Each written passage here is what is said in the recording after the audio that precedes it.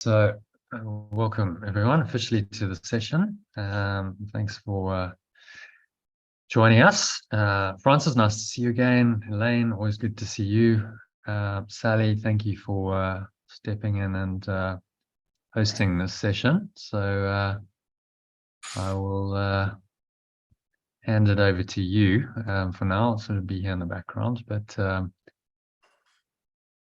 if you can take people through the teaching on the email today, share your screen, and then the lesson. And there's quite a lot of text, so if you can do some of that, you've got all the documents. And just shout if you need anything from me. I'll be in the background working away. Have you made me host? So have you made me host, Jono? No, I haven't yet. You don't actually need to be host, but I'll make you host anyway. Just in case anyone pops in and I'm not here, because then you can let them in. Where we do host, let's see what, make host. Okay, yes, all right, so there we go. All right, thank you very much. Okay, so have a good session, and just reach out if you need anything. Yeah, will do. Thank you. All right. Thank you.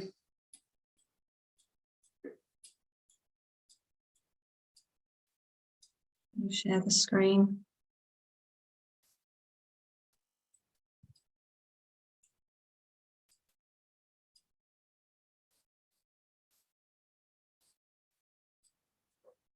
I sussed this out last time, maybe not.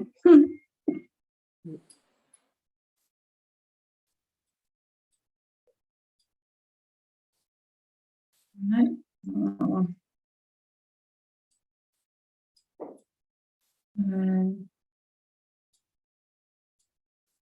How do I do it? Cheers, anyone? I can see it. Here, but it's not in the center of the screen. And if I bigger, it makes it smaller. If you open it in a new tab in the browser. Browser, how do you mean? The problems with house message. So you can usually open messages in a web browser.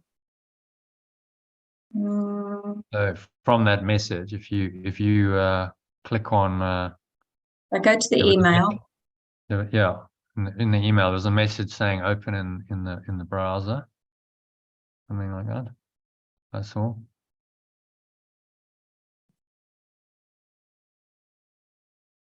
So if there are problems with house messages, click here to view it in a web browser. So click that. View in browser. No. Oh wow. Doesn't like that, does it? No, it definitely doesn't like that. You got a whole lot of code. Okay. I use Gmail, so I just click and it opens in a new Chrome tab. If you go down the bottom of the email, what does it say there? Otherwise, well, the problem is if I'm sharing my screen, then I can't. Does it give you anything at the bottom saying click here to view it in a web browser?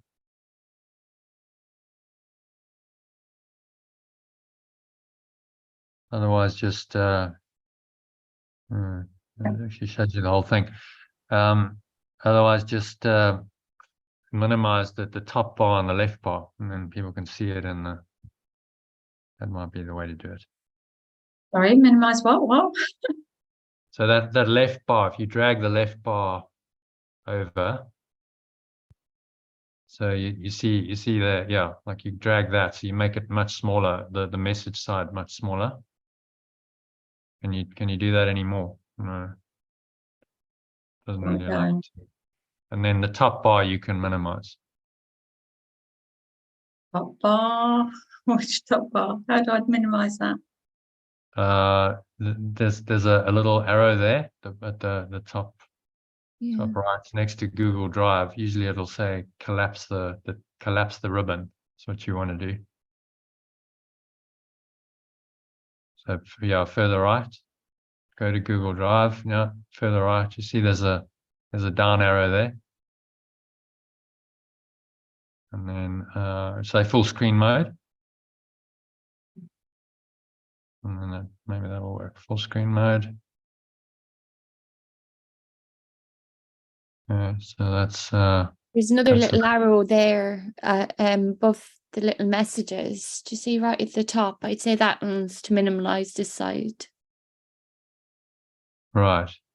Okay, the arrow there. Just where it's all on red over at the email part, where it's showing your Yeah. emails all, and then there's a little arrow right beside that. Arrow there.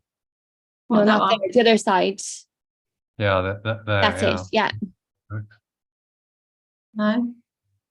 That's about more stuff. There's no way to hide it then. Okay. Well, just show it in that main screen. I mean, you can read it in the right tab there. Yeah. Is that big enough for everyone? Got all my emails Yeah. there. Yeah, I can see it.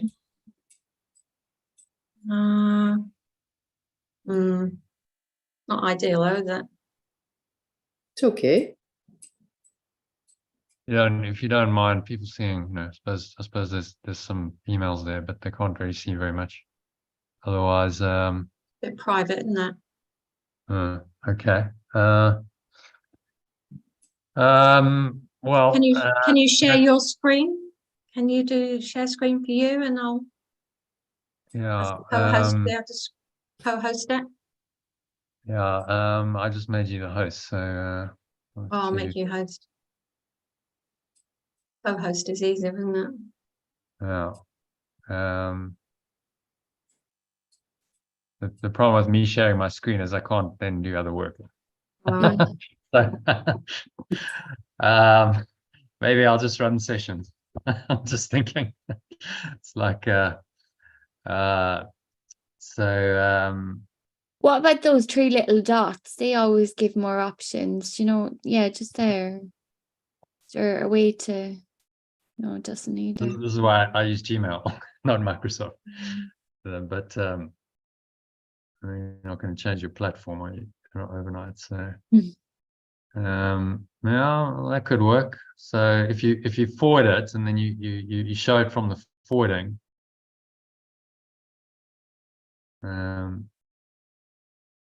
thing, so does that work? No. What did I Do forward you it have to? do you have a Gmail account, Sally? No. You don't. So No. just send it to you in Gmail, and then you open it in Gmail, it'll work. Okay, so I don't know. How did you do it last week? No idea. Okay, because last week you could- didn't have these challenges.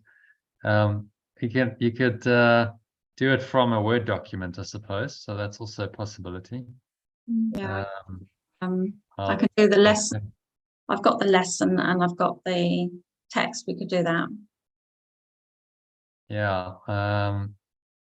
So here's the this is for day 99. Okay. So what I'll do is I'll send you the Word document quickly. So that's saved. Okay. And then you can just share the Word document because I've just pasted it into a Word document. Yeah. Okay. Because there's quite a bit of teaching. It's a shame to skip all that. That's about radical forgiveness and so on. So give me a moment. Email you. Okay, so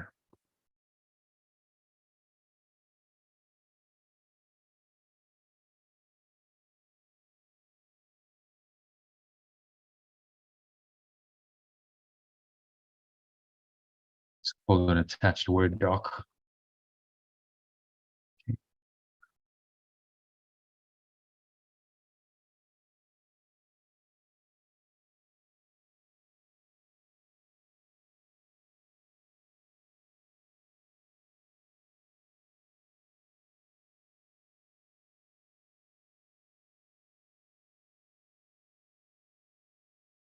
All right, so check your email. And you should have a Word document attached. So if you just share that, you open that in Word and share that, then you can do the email that way.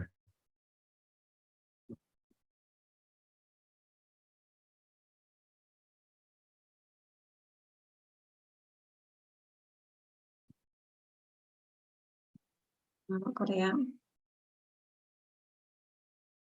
Okay. Or the ALG Club program. Yeah. Oh.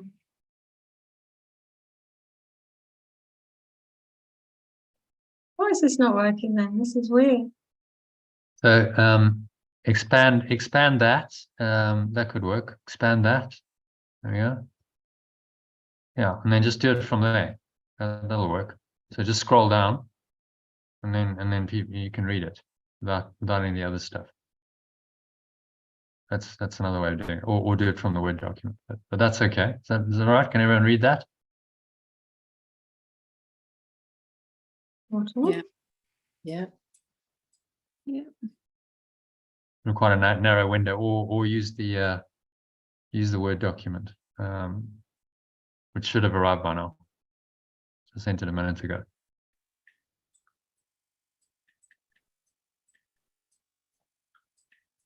I don't think it's that one, is it? Yeah, it should be the new one. Attached Word. I called it attached Word doc. Yeah. No, it's just got forward ARLIG. No. It was just in a. Don't know why it's taking longer. Just check your mail. Should come in by now.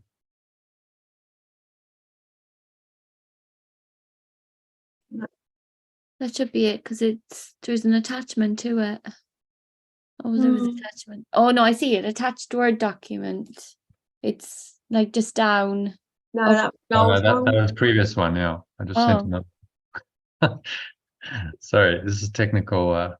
Let me just do what I've got. So I've got the text and I've got the lesson. Shall I do that? And then I can come back and check if I can do it later. But this one here, if you go down to their spare rooms one, it says attached Word document. Yeah, there were previous ones. Yeah, that's the previous one. That's the lesson and the text. I just sent a new one. Okay, another way of sending it. Send it on. Okay. I've got I'll this one. send I it can on. do this one. I think that's probably the best thing. Just do the lesson first, and we can. I've just sent it to you on Telegram. So if you open it in Telegram. That doesn't really help me because it's on Telegram, and I haven't got Telegram on my laptop. Oh, don't you? Okay. So I'm wondering why you're not getting that email. Let's forward it again. Distance in the energy.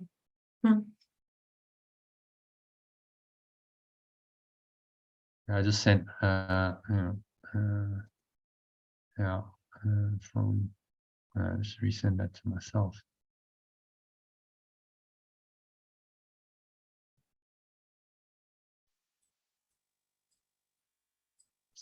Resend it from my Gmail address just in case. Called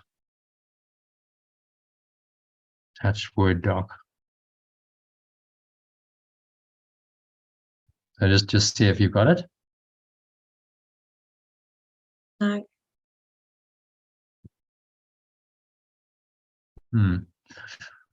Okay. So what do you want to do? Do you want to just Do the lesson and we'll do the text. That'll be the easiest. Yeah, no, it's a shame because there's a whole teaching on radical forgiveness, and that's in the email. So okay, why don't I'll do it. It'll take about 10-15 minutes, and then you can do the lesson. Okay, so let me share my screen. Okay, so where are we? Let's get it up. Okay.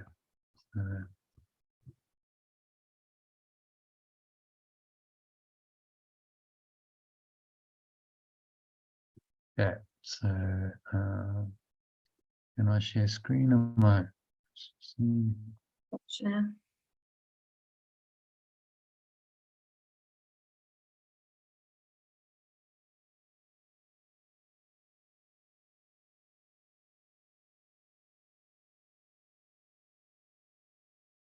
Okay. There we go. Can you see that? Yep. All right. So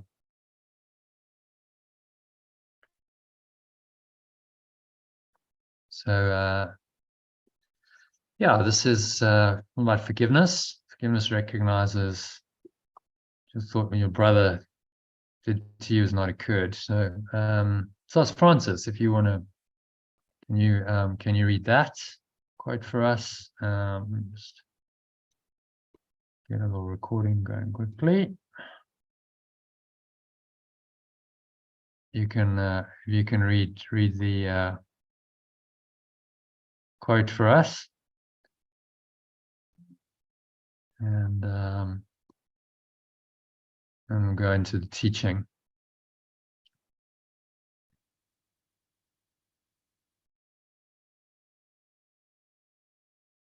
Francis? Yeah. Do you want me? Will I read it? Yeah, can you read it? Yeah. Yeah, you can read that quote for us. That'd be great. Okay. Forgiveness recognizes what you thought your brother did to you has not occurred. It does not pardon sin and make them real. It sees there is no sin, and in that view are all your sins forgiven. Yeah. So today's quote is really a succinct summary of what radical forgiveness, as Yeshua teaches it in A Course in Miracles, really is. As he says in the quote, radical forgiveness simply overlooks all sin, which it sees as ephemeral error that doesn't really exist. So it's a radical reinterpretation of the ego's notion of sin. The ego says sin is an error that's made permanent. It's real, therefore, and it's punishable. So error made real, permanent, and punishable is the definition of sin. And this is a radical undoing of that whole idea. Just seeing that it doesn't exist does not pardon sins. So you don't say, well, there's a sin and now I've got to pardon it. You deny that there was any sin to start with. So that's the essence of radical forgiveness. So it helps you see that there's really nothing to forgive and restores your mind to an awareness of its true nature as unconditional love, which by definition doesn't acknowledge any conditions for love to occur. That's unconditional means no conditions. Love just is what it is. It may be helpful to consider the ego's plan for forgiveness that always makes errors real and permanent in your perception, which is the definition of sin, and means that the errors cannot be overlooked. So this in turn leads to the ego's perception that completely pardoning someone's plainly visible sins is impossible self-deception, and the options that it offers instead of radical forgiveness are pseudo-forgiveness. So you feel like you're the pious person in the right, and you self-righteously pardon this sinner, quote, because that's what a good, quote, person should do. So you may have encountered this, particularly religious people, very, fundamentalist Christians, maybe some other religions as well, who go, I forgive you, you miserable sinner. You're a sinner, but I know that I should forgive, but really I'm judging you as a sinner in my perception. And you're beneath me because I'm the righteous one, and you're a sinner in my mind. And so they've made sin very real in their own mind, and they make it real in the relationship. And the person who's being judged can't help but feel that that's the case. That they're the person saying that they're forgiving them, but they're not really at all. So that's pseudo forgiveness. It's not really real. It's completely false it's evidently never going to work. It's judgment in thin disguise, condemnation in thin disguise. Then you get number 2, which is compassionate forgiveness, which is a little bit more subtle, but it's still not the whole radical forgiveness. So you try and understand the person did the best they could, given their state of consciousness at the time, and you try hard not to judge them for their mistake. And that's the key thing in compassionate forgiveness. So you go, well, it's really happened, but okay, I understand the person's had a tough life. They've had difficulties themselves. They might have been hurt, abused, and so on. And so, they're doing this because they're wounded. So it softens your judgment. You don't condemn them as much. But the problem is you still made it real in your perception. So now you've made it real, and somehow you have to let go of what's real. So both of these approaches miss the mark of radical forgiveness for different reasons. So they won't work to free you from all suffering. So the first approach I call pseudo-forgiveness, because it's really judgment and condemnation masquerading as forgiveness, designed just to reinforce the separate and superior identity of the person bestowing the forgiveness, without any genuine intent on his or her part to let go of the judgment and condemnation. So it's not really forgiveness at all, which always entails a letting go of the negative thoughts and emotion in the mind of the person forgiving, but is really judgmental condemnation in thin disguise. So healing happens through the unification of seemingly separate minds. Because of that, pseudo-forgiveness can't ever heal anyone. It just reinforces the ego's separate identity in the minds of both the person who's pseudo-forgiving and the person on whom the pseudo-forgiveness is bestowed, as the imagined superiority of the person pseudo-forgiving over the, quote, sinner will be strengthened in his mind, while the sinner will sense that they're really being condemned by the other person, will usually react to this pseudo-forgiving person based on their apparent guilt in a defensive, angry, or fearful way. So it just strengthens the false self-concept of being a guilty sinner and their sense of being separate from the pseudo-forgiver. And that's what all unforgiveness is designed to do, to strengthen the sense of being separate from each other. So it's pretty easy to see from that pseudo-forgiveness is false. It's never going to work to free anyone's mind from sin and guilt. But you might not be so convinced about the second type of forgiveness the ego engages in, which I call compassionate forgiveness. So you go, what's wrong with compassion? You may ask yourself. Surely this is a so-called spiritual quality and one we should be trying to cultivate. So this is where the ego, which remember is just the belief in separation, that's all it is, gets really devious and cunning. Because on the surface of it, this seems to be perfectly reasonable. But be willing to scratch below the shiny surface of this veneer, and you'll see that beneath it lies the same rusted core that characterizes all egoic beliefs. How so, you might ask? Because compassionate forgiveness still assumes that whatever seemingly happened to upset you has actually really happened. And now its negative effects in your mind must be mitigated by trying to understand why the other person did what they did, which assumes that he or she really did do it, makes the situation and the characters participating in it real to the compassionate forgiver, who will then still have a sense of being a separate person, living in a hostile world, trying and struggling to forgive what is seemingly unforgivable. So you've still made it real, and this is why people struggle with forgiveness. It's like, what? It's real. How do I let go of what's really happened? So you're trying to lessen the negative impact of the seeming offense in your mind, which is a step in the right direction. But if you still believe the offense was really committed, then the world and your separate identity operating in it remain real to you. So compassion forgiveness is really what I call a halfway house between pseudo forgiveness and the true or radical forgiveness that Yeshua teaches in A Course in Miracles, and which he summarizes beautifully in today's quote. So it's a good starting point, but it won't take you the whole way home to the transcendent dimension of true reality that Yeshua calls the kingdom of heaven, because it still makes the world in the sense of separate self, that is the ego, real in your mind. So radical forgiveness, on the other hand, gets to the root of the problem. Radix, the Latin word from which the word radical is derived, just means root. by simply denying that anything other than unconditional love is real. Therefore, if any word, action, or behavior that's seemingly been said or done is unloving, it is unreal and has no existence or effect. So this is the Holy Spirit's perfect logic. It cancels out all errors and helps you recognize that you and the seeming other person you're forgiving are not and never have been separate.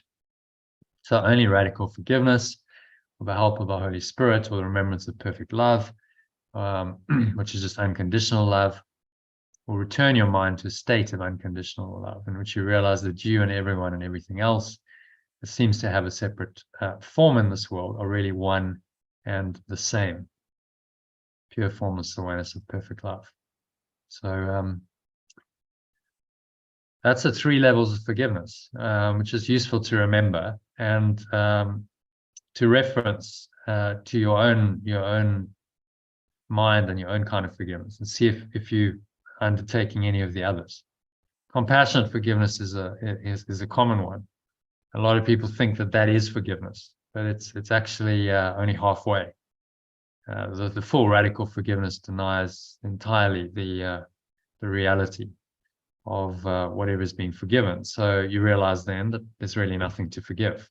That is a process, and that's why we practice. So it doesn't happen all at once. But the more you start to understand the metaphysics of the Course, the more you understand the simple logic. Okay, what's never really happened. We're living in a dream.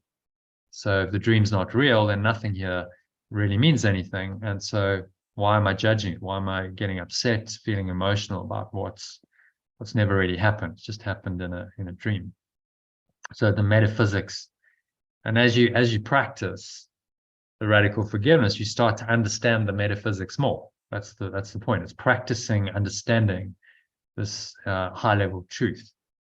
Forgiveness is that practice, and then the more you practice it, the more you understand it, and then the more you're able to forgive radically. So that's how it works. It becomes a positive cycle, forgiving and then learning the truth, and the truth helps you to forgive more, and eventually it becomes your default thought system, and you're letting go by default, without judging to start with. Or if any flicker of a judgment comes in, it's such a short time, you just let it go. So we try to train our minds to just let go by default rather than hold on and judge by default. Okay, so any questions on that teaching? Pseudo forgiveness, compassionate forgiveness, radical forgiveness, the differences. Is that fairly clear? Francis, Elaine, Sally? I remember doing pseudo forgiveness and then moving on to compassionate forgiveness. And then radical forgiveness was a lot easier. It just wipes it all out, doesn't it? Radically, us as well as everyone else. There's nothing to forgive. Didn't really happen. What a relief. It's a process. Sometimes you have to start with compassionate. If someone is totally in the illusion, to start with radical might be. So you could call this halfway forgiveness. It's a start, and it's often where people do start on the journey. They start with, okay, well, I need to feel more compassion, and that's there's nothing wrong with that, but it's not the ultimate. It's not the end result and the goal. Goal is to get to a radical forgiveness, which requires another thought system. You see, compassionate forgiveness still falls within the domain of the illusion, still making the illusion real. Radical forgiveness takes you out of it entirely and says, no, none of it's real. So compassion isn't even required because it never happened. To me, there's still resistance on the compassionate forgiveness, but the radical forgiveness has got no resistance at all. Well, compassionate forgiveness isn't ultimately true, is it? It's not. It's a starting point. You're trying to forgive someone. Yeah, you're trying to forgive one, and this is why people struggle with forgiveness, because they try within the framework of the ego, and you won't succeed because it still happened. And then you're trying to pardon a sin or mitigate something that has seemingly happened, and say, well, it wasn't so bad. It's not as bad as I think it is, although it's really happened. But the sin remains in your mind. It remains as a block to the pure formless awareness of perfect love. until you're willing to say, okay, but it never happened. Wow, okay, so that frees me from the whole thing. It never happened. I don't have to get into degrees of, well, this kind of happened, and this person sort of, this person now, had a past, and you don't have to make the whole time space construct real, do you? To try and forgive. You just say, no, it's all unreal, and it wipes it all clean. Out of the story, then, aren't you? It's absolutely. Yeah. So radical forgiveness gets you completely out of the story, whereas the others keep you still in the story, trying to forgive the story. It's seemingly still real in your mind. And of course, you can't really do that because the story is either real or unreal. So compassionate forgiveness is a starting point. Someone comes in and they say, well, I have compassion. I understand the person has their own issues. That's a start, because they've softened their judgment, and they're saying they're willing. It's like a willingness to say, yeah, I'm willing to entertain another way of thinking. So it's a good starting point, but it's not the end point. And one needs to adopt a different thought system for radical forgiveness. So pseudo and compassionate fall within the ego's framework. Radical takes you out of the ego's framework, which is why it undoes the ego. And so that's the only kind of forgiveness that's ultimately going to work. And if you find yourself trying to do compassionate or even pseudo forgiveness, then you have to recognize that that's not going to work, and start applying the radical, saying, well, I have to just, even if it seems far-fetched to me at the moment that there is no sin and it's all a dream and none of it's real, it's practice. The more you think about that, the more you dwell on that idea, the more it starts to make sense. And so your forgiveness, radical forgiveness, is the practice in learning that thought system, learning this is true, you see? That's the only way we're going to learn it, is by practicing. It's like a thinking thing, though, isn't it? You're trying to think it into understanding it, when actually, when you do it radically, there's no thinking involved. Yeah. Kind of letting go on such a broad scale that there's just back in the oneness, aren't you? You're saying, I'm not trying to understand any of the illusion and figure it out and kind of try and mitigate consequences and manipulate. And this is what the ego does, but it's made that whole construct real. So the Holy Spirit just says, no, go out of there. You're in this little ball of darkness, in this self-created prison of your own beliefs. Just pop the bubble and go outside of that, because there's this light outside, and it's infinite and it's expansive. And none of the shifts and the shadings and the changes in the bubble exist there, because it's just pure light. So none of those variations and degrees exist, and you don't have to engage in any of that. You just have to stay in the light, and not go back into the darkness. So that's what radical forgiveness does, and it's a progressive. So it doesn't happen all at once.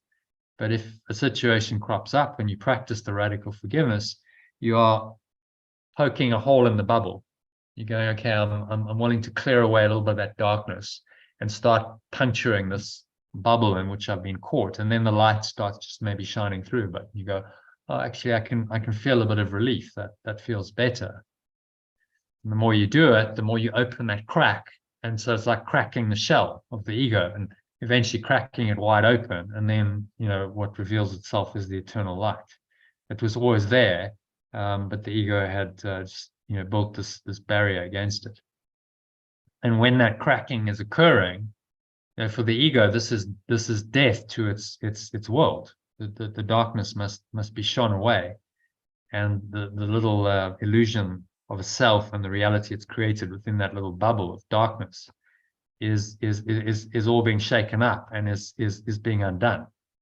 And so it feels like, oh my God, the end of the world, because it's all crumbling. But it's not really. It's just a false construct that is imprisoning you, crumbling. And this is liberation. So in the context of what you said, Francis, just bear that in mind. It's what'll get you out of this difficulty is continuously practicing this kind of forgiveness, to really let go of whatever's arising. And as you do that, you find that the clarity comes, and there's more peace and more certainty, and you start resting in this eternal being, and the darkness starts fading away, and everything becomes clearer and lighter. And then you realize, well, actually, that's my foundation. I'm always secure in that true self and in that oneness, and I don't need to find security anymore in this world. And then paradoxically, things just kind of work out in this world. It's weird how that's how miracles work. It just, okay, the Holy Spirit sort of takes care of whatever needs to be taken care of on this level. Yeah, you'll be guided. I mean, you're told what to do. You're still speaking and acting, but it's much more guided, surrendered. All of that that fear just drops away. So I had an experience a few years ago when I was doing some breath work, and I was picturing myself as a child watching my father attack my mum, and it felt like I was full in the drama of it all. And then as the breath work went along, I suddenly realized it was all love. That was only love, and it all dissolved. And I just realized it was just all perception. It was all just how I was perceiving it as a scared child. And yeah, that still stays with me all these years later. Just the realization there's only love. There's only love. And it's how do you realize that? That's the question. How do you realize there's only love? Well, he's giving us one technique, let go. We call it letting go, or radically forgiving everything. That's what will get you out of the little bubble into the light. So that's what the course and the art of letting go is all about. It's about teaching, this system of forgiveness, this way of thinking, and it's a radically different way. It goes to the very root of the problem. So it's not a common way. You won't see it in most even spiritual teachings and books. It's way out there. Course is radical because it's confronting the very nature of our apparent reality in this world and existence as human beings, and the existence of this world. And it's saying, there is no world. There is that doesn't exist, which has actually been confirmed by science, quantum mechanics, saying the same thing, but they don't really want to say that. Even the quantum physicists don't really get it. So one of the guys, Niels Bohr, was the founder. He said, if it doesn't shock you, then you haven't understood it. The reason why it's shocking is because it's saying exactly what the Course, what the non-dual teachings for millennia have said. The world isn't real. So you're living in a false world. It's a dream. None of it's true. None of it's real. Your whole identity here is false. That's that's a bit of a shock to a mind that thinks that it's all real, which is why he said it. So whether you look at it from a quantum perspective or just, pure non-dual perspective, you get to the same answer eventually. But radical forgiveness is the way that you learn that answer for yourself. So it's all very well the theory. You can read that and go, okay, well, it's all an illusion. I remember reading it before I had really awakened. I was like, I didn't really get it. It was like illusion. Okay, what does that even mean? And then one day I was reading Disappearance of the Universe, actually, and they said God didn't create the world. So I'd read in the Course, but it hadn't really stuck. And I just looked, and suddenly I went, excuse my French, but this is what I thought. Holy shit.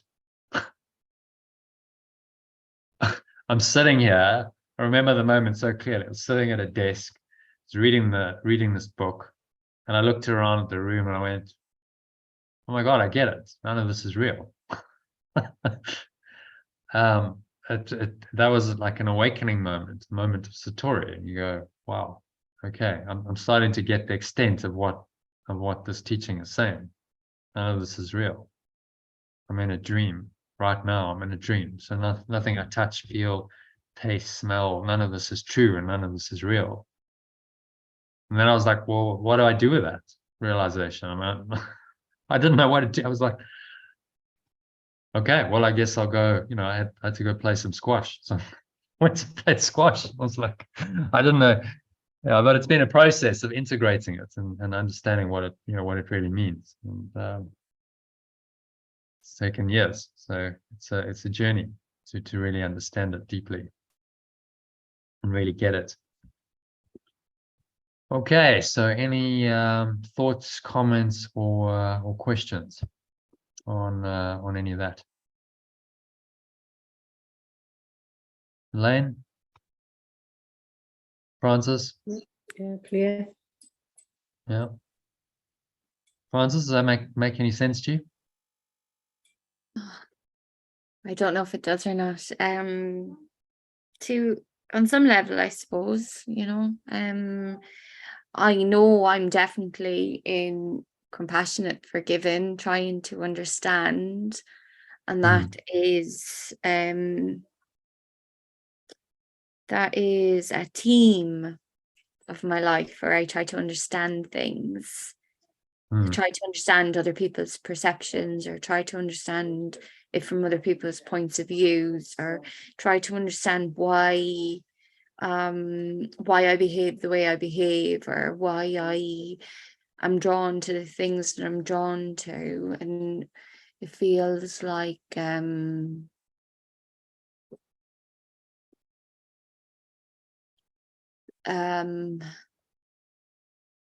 not understanding. I don't know how I feel about that yet. To just let go of the need to understand, or the need to figure things out, or see every aspect of something. Mommy, I watched my plants in my room. Good job. And I fixed it. Hello. Yeah, I mean, my comments on that is the course is just another level of understanding.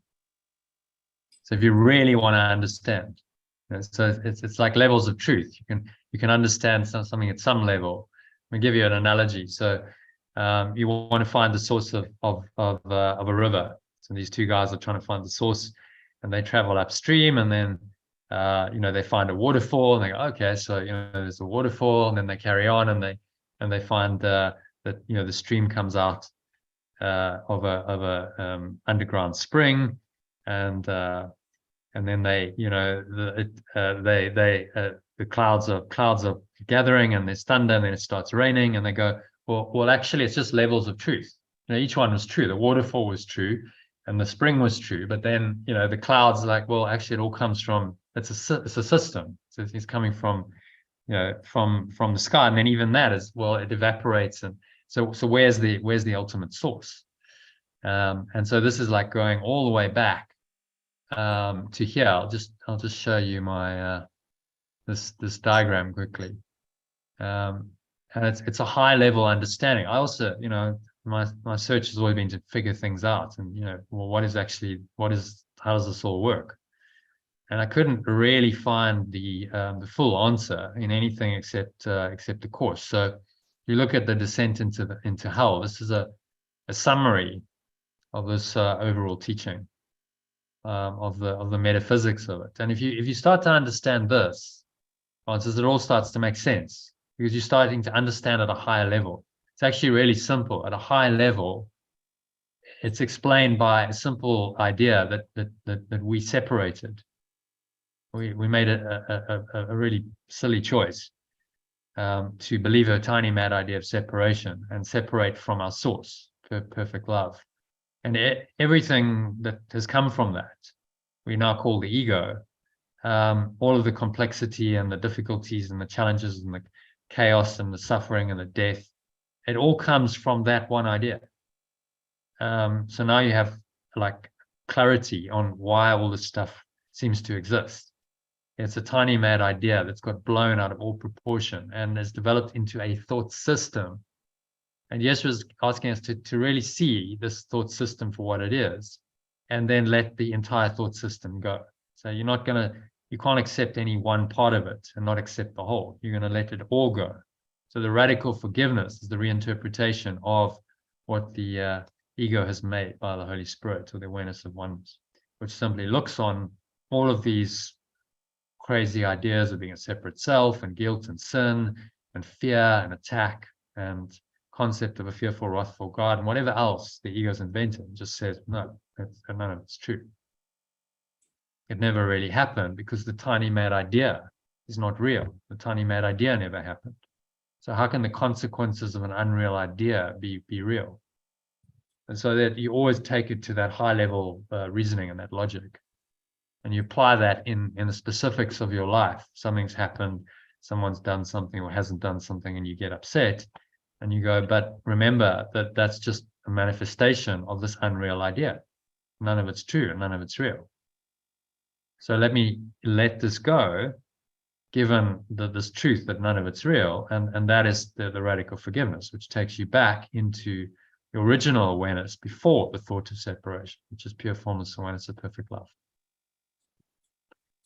And that's quite a simple idea. We're just applying one simple idea and comprehensively, without exceptions, to everything that happens in the dream world. And that's all we need to do. That's the whole of the radical forgiveness that will take us back. But it's a massive change. It's a radical shift in your thinking to do this. So it requires a lot of practice, a lot of mind training. Does that make sense? Maybe it appeals to you. There's a logic to this. It's not like, oh, we're just asking you to accept it without understanding. No, you can understand this. There's a logic to the ego system, and you understand why the world is the way it is. And then you understand that all of that's flawed, and that helps you to let it go. So it's kind of high-level logic then applied in practice to whatever's happening in your daily life to help you to mentally and emotionally let it go. So the benefit is not just, well, I conceptually know the truth. I actually feel better. I'm happier, I'm more peaceful, which is, the whole point of any spiritual practice. So, I'd encourage you just to really try and learn the system through A Course in Miracles, and the art of letting go works for you. And it's a support to that, to help you to really learn this and apply it day by day in your daily life. And that will clear up a lot of confusion in your mind at the moment. You're just caught between two worlds. There's the one world arising, the other one is still there, and then you vacillate, and it's very confusing because these worlds don't agree. It's very clear. It says they're completely at odds, they're separate. You can't reconcile them. And if you're trying to, then your mind is split, and it's just chaos and confusion, and nothing seems to make sense then until you choose clearly one or the other. If you choose the ego, well, it still won't make sense, because you'll always have the potential of the spirit. The Holy Spirit can't be undone. If you choose this, then the ego starts diminishing, and that whole thought system becomes ridiculous, and you can't believe it anymore. Okay, so that's just a little overview. So let's go back to our. And I'll stop sharing the screen. So I think we're ready to do the lesson. Everyone okay with that? Nice sort of lead in to understand what forgiveness really means, and the lesson is really all about forgiveness. Let me perceive forgiveness, or letting go, as we call it, as it really is. There's quite a lot of teaching around forgiveness in this lesson. So, okay. So any questions, or can we go on to?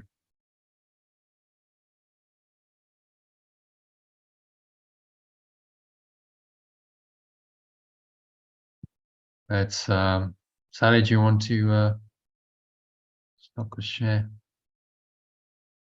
Yeah. Do you want to take it from here? Yeah. Okay, so lesson. Can you manage the screen share? Okay. If I'm host, yeah, or I don't need to be host. That's what you said. No, I made you multiple participants. Yeah, can share. So just you should be able to share your screen. Yeah. There we go. Okay.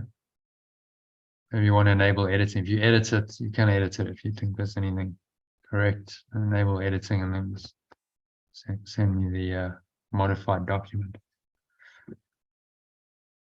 Oh, Did that knock you out? yeah. Yeah. Interesting. Okay, back again. There you go. Okay, so enjoy. I'll be here. If you need me, just shout. Yeah, okay, thank you. All right. Okay, so let me perceive forgiveness as it is. I perceive letting go as it really is.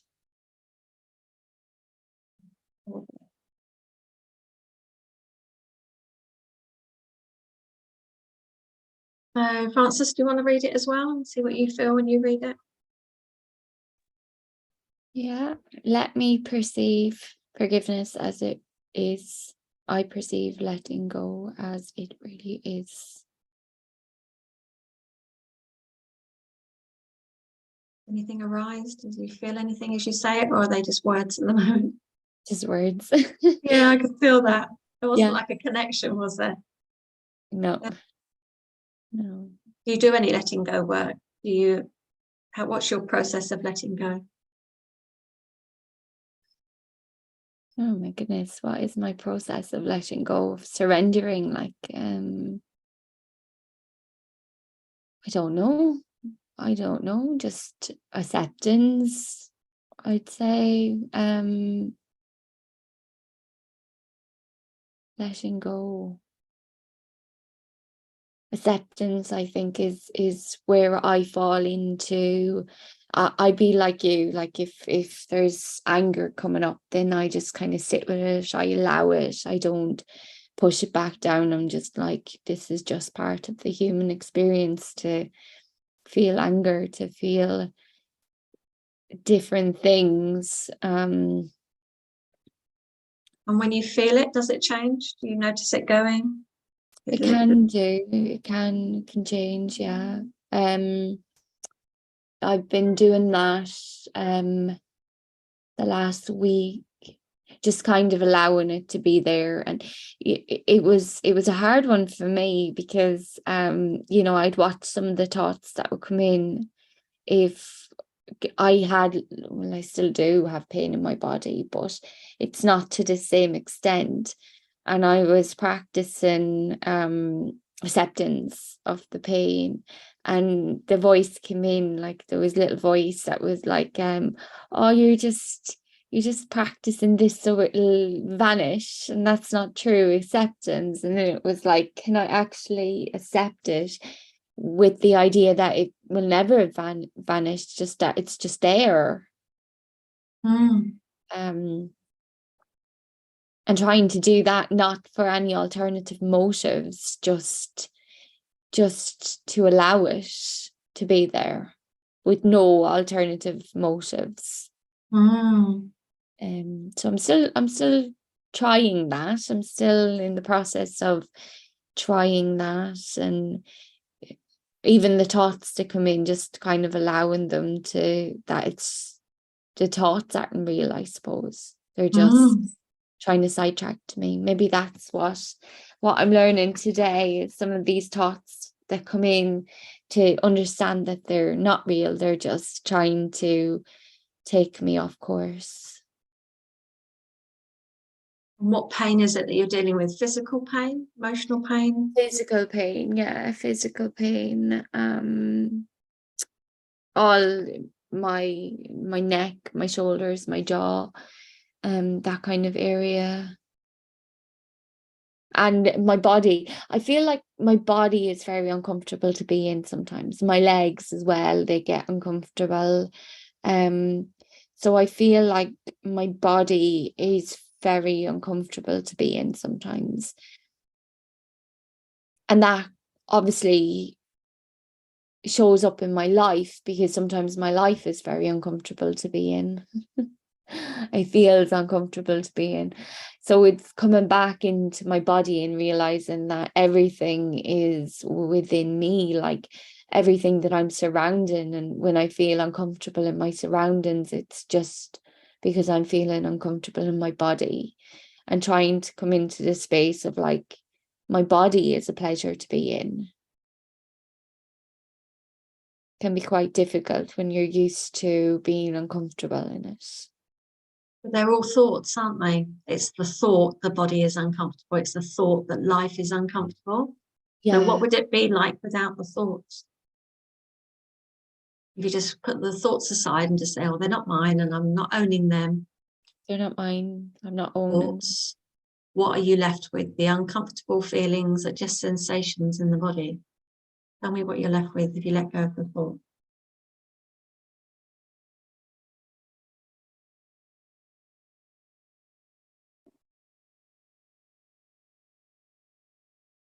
I suppose there feels like there's more space, and then yeah, there's just sensations in my body. And can you allow the sensations? It's hard, like it feels hard to. It feels like I want to. The one thing that comes up for me is I want to fix it. Like it feels like I want to fix it. That's the ego wanting to fix it. So in this present moment, in this now moment, what you're experiencing.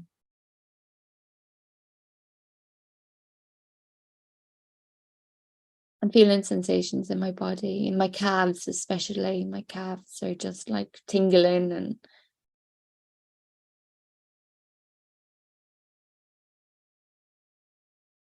That's okay, let them tingle. yeah, and just to so then when a thought comes in, I'm just like, you just think like, that's just a thought, that I'm not going to attach to that, or it's not true, or it's, you just let go of the thought. Yeah, don't resist it. Just let the thoughts come and go. They just come and go. They don't mean anything. They're not attached to you. They're not attached to the sensations. In this now moment, you're getting a tingling.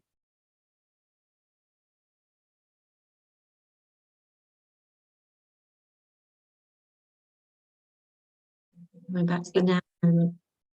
Go on, what are you going to say?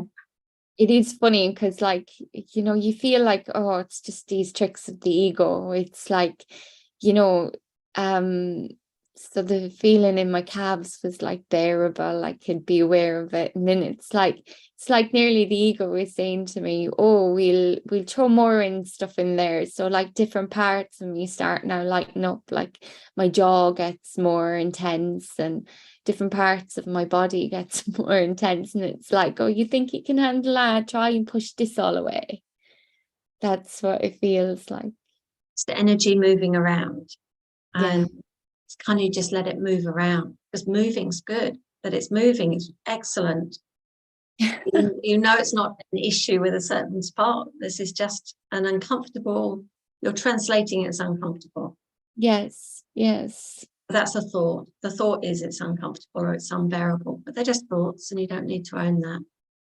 But letting the energy move around and letting the sensations happen, just like, I don't know, if you're getting into a bath full of water, you'd feel the sensations of the temperature and the water and the different feelings. It's just like that. You're just in this bath of sensation. Just relax into it. Not right or wrong, you don't need to push it away. Just see if you can have deep acceptance of this present moment. The mind will say something, you just let it go and you just come back. Deep acceptance in this present moment. Your mind's got used to running around a bit with this, so let it run around.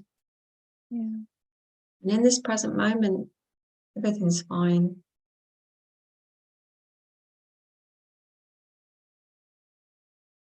Nothing to be afraid of the sensations. They can't harm you in any way. Just the thoughts. feel uncomfortable when we attach them. You notice that? You see the thoughts coming in?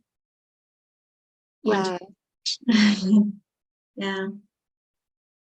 because you're right. It's been like a loop for a long time, and it's just It's a pattern, isn't it? It's kind of breaking the pattern. yeah. Unhooking the thoughts from it and go, no, that's not attached to that. No, that's not attached to that. No.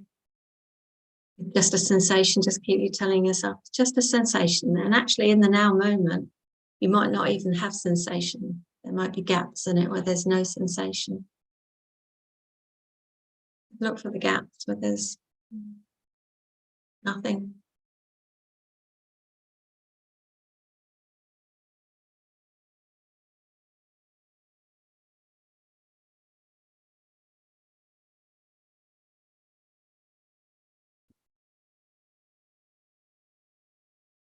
That's good, isn't it? That's good energy. It is. It's nicer. There's a freedom to it. Like I can feel the freedom to it. I can feel more of the freedom to actually letting go, to actually letting go of some of them attachments, to it just be funny because you know, when I get into a really nice space, my thoughts are scattered. You know, it's like I can't hold on to a thought long enough to keep it, to express it sometimes. And I've often seen people like Byron Katie or people, and it's the same sort of thing, like their train of thought, they lose it, or it looks like yeah, that's right. Yeah, a lot. And I always really appreciate that. I'd be like, oh, and then when it happens to me, it feels more terrifying. It's like,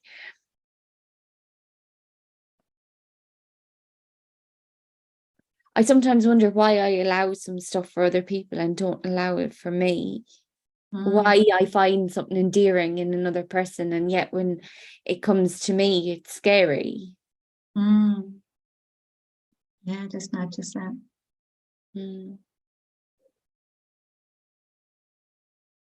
Yeah, just let the thoughts be forgotten because they're not real. The thoughts aren't real. They're the ones that cause you pain. Why would you want to hang on to them?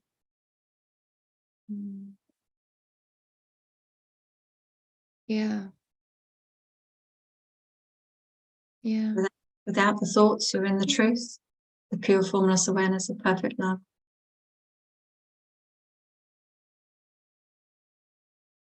I know what it feels. I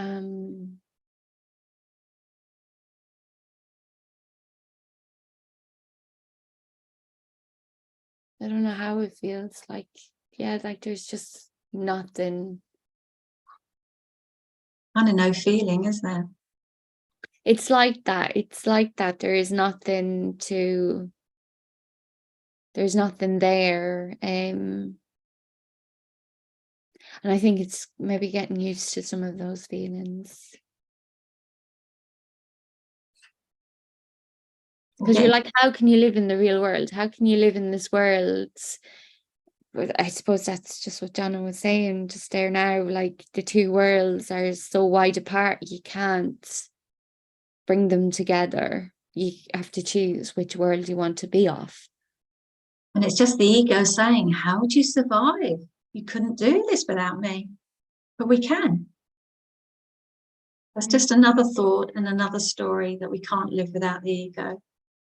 Plenty of people in the world that are not egoic, and they still function. Yeah. Sneaky thoughts. Only these sensations only seeming to happen, aren't they? They're not even really happening. It seems to happen.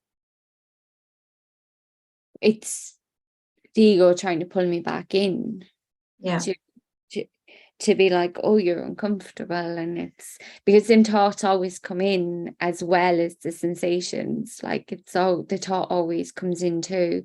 See how much of this you can handle. You're already uncomfortable. See if you can handle this much more.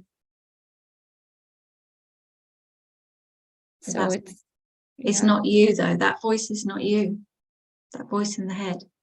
You don't have to listen. You don't have to play with it. Yeah. Quite profound.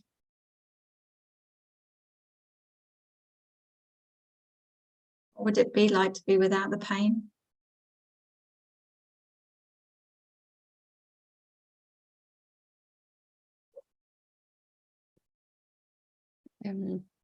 Sometimes it feels like I can't even wrap my head around that. Maybe there's a fear of not having the pain. I know it's been part of my life for 10 years or more, like since as long as I've known my partner, and we're 9 years together now. So it's long time, longer even, 10 years at least. It's just been a part of my life, you know.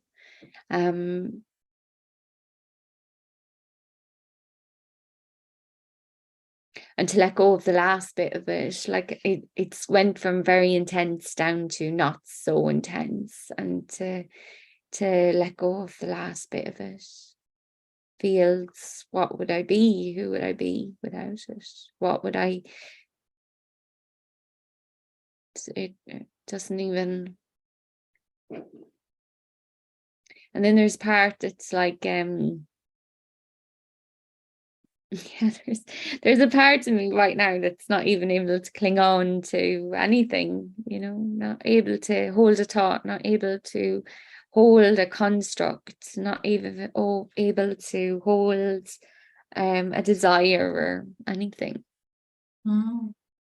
Which feels the most comfortable, the most enjoyable, the most real, the most true?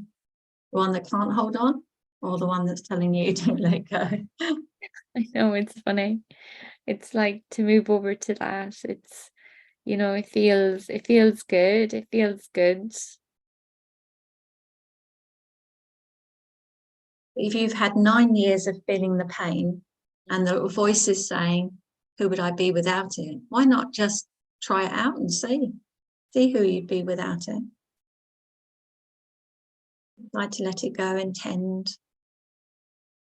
And just allow yourself to float, be, transform into that painless space.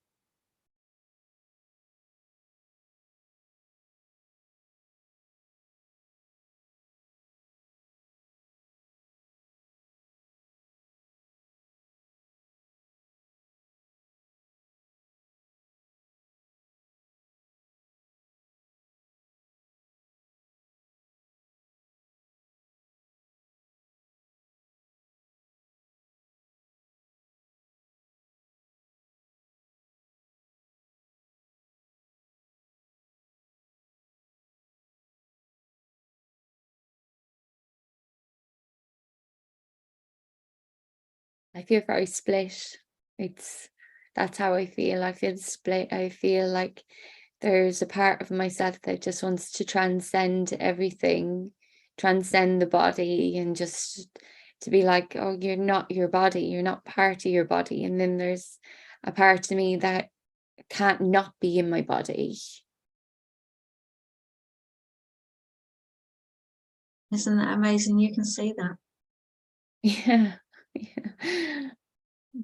Yeah, I like your observations in it, because when I feel like, you know, even coming in and feeling like you're going crazy and you're like, that's exactly where you want to be. I'm like, what? Yeah, but when we're in it, it's so scary. We don't realize that. But from the outside, it's very obvious. Oh, great, that person's transforming. Oh, that's so amazing. Celebration time. Yeah. Because if you were holding it all together, you're not going anywhere. You're in ego. But when it all starts falling apart, yes. Yeah. Work's paying off. Yeah, and it has been like I spent the last couple of weeks. I'm like the energies must be just so intense because I've spent weeks just crying constantly. Not even sure why.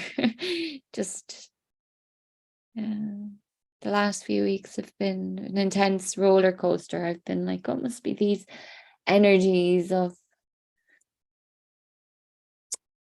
You don't have to make up a story about it. Perhaps it's just letting go. Mm. And crying is your way of letting go. It is definitely of moving things. And can that be Yeah. Can that be okay? That's your way of letting go. Yeah. Yeah.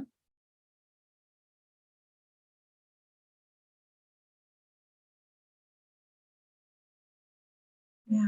Done. You got this. Thank you. Happening. It will happen. Yeah.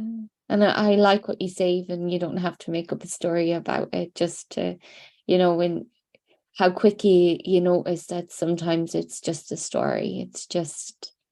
It's a reason or feeling comfortable, like, oh, because the energies are intense and that's why I'm going through this, instead of like, why not go through it without that story?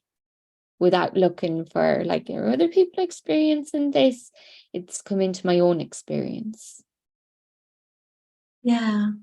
But actually without time, it's not happening. There's not a process going on. It's actually just in the mind. We're making up that story that there's a process, that there's something happening. And even that is part of the thought system. Crazy, isn't it? We can let go of even that story that something's happening. The story that it's been intense, the story that I've been doing a lot of crying. Yeah. Thoughts that in this moment you don't need. Yeah. Brilliant. I'll leave you with that for a few minutes. Thank you. Yeah, stripping away the layers of each story to get down to the depth of it, really. That's a thought. Even that's a thought. You don't need to even think it out. You don't need to put a story to it. You don't need to explain it. In this now moment, everything's perfect. Letting go of everything else. Okay. Right, Elaine. Elaine, would you like to read the lesson out loud and see how it feels for you? Yeah. Let me perceive forgiveness as it is. I perceive letting go as it really is.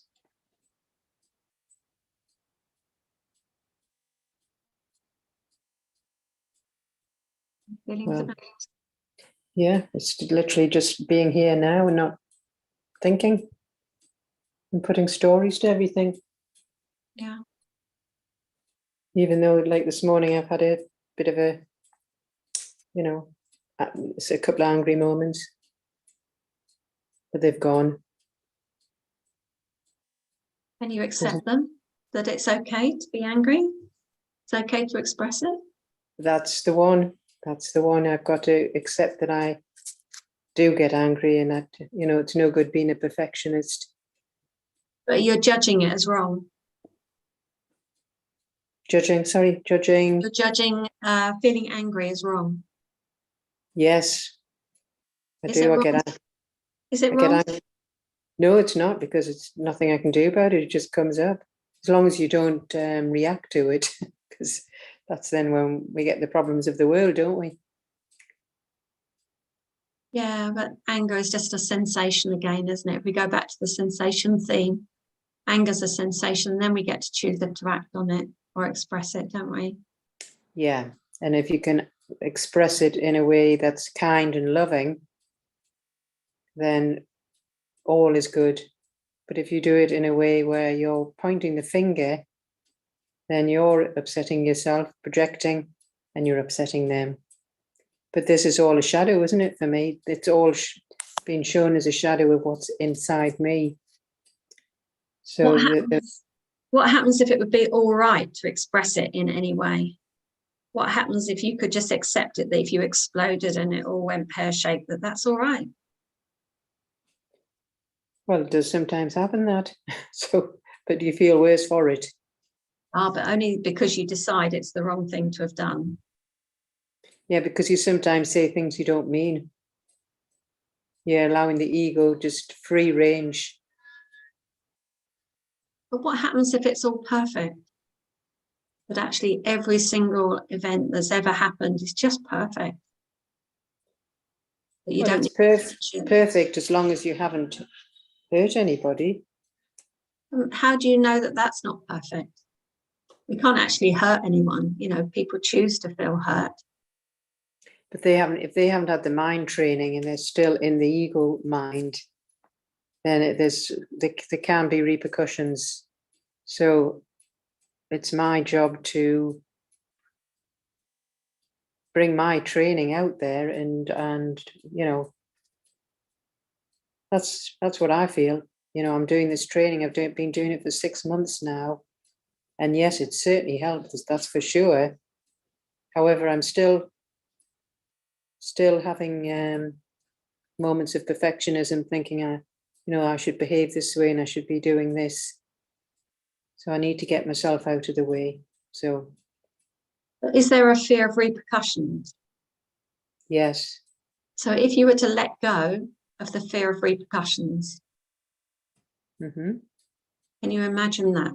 If you were letting go of all that fear of doing it right or wrong, or things going wrong afterwards, can you imagine in the mix of it all, letting go of all fear of repercussions, knowing there's only now, it's not cause and effect, that whatever's happening is perfect. Yeah. Without that fear, it would take a lot of pressure off, I reckon. You just stayed now with it and just went, that's okay. It's absolutely okay. It all kicked off. It's okay. So-and-so said that. It's okay. It feels like there's more peace there without. Yeah. Came to me anyway. Yeah. Do you want to read the lesson, the first section? We'll do the alternative or both? It looks much the same to me. Should we do the alternative? Yeah. Down too low now.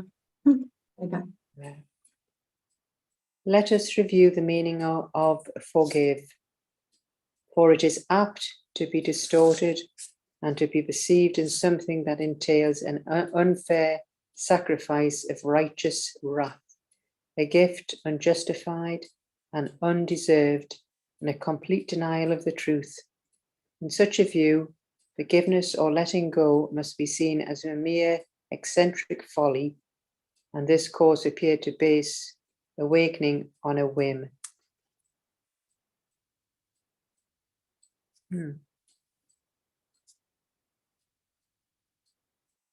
Let us review the meaning of forgive. So we know forgive is like letting go.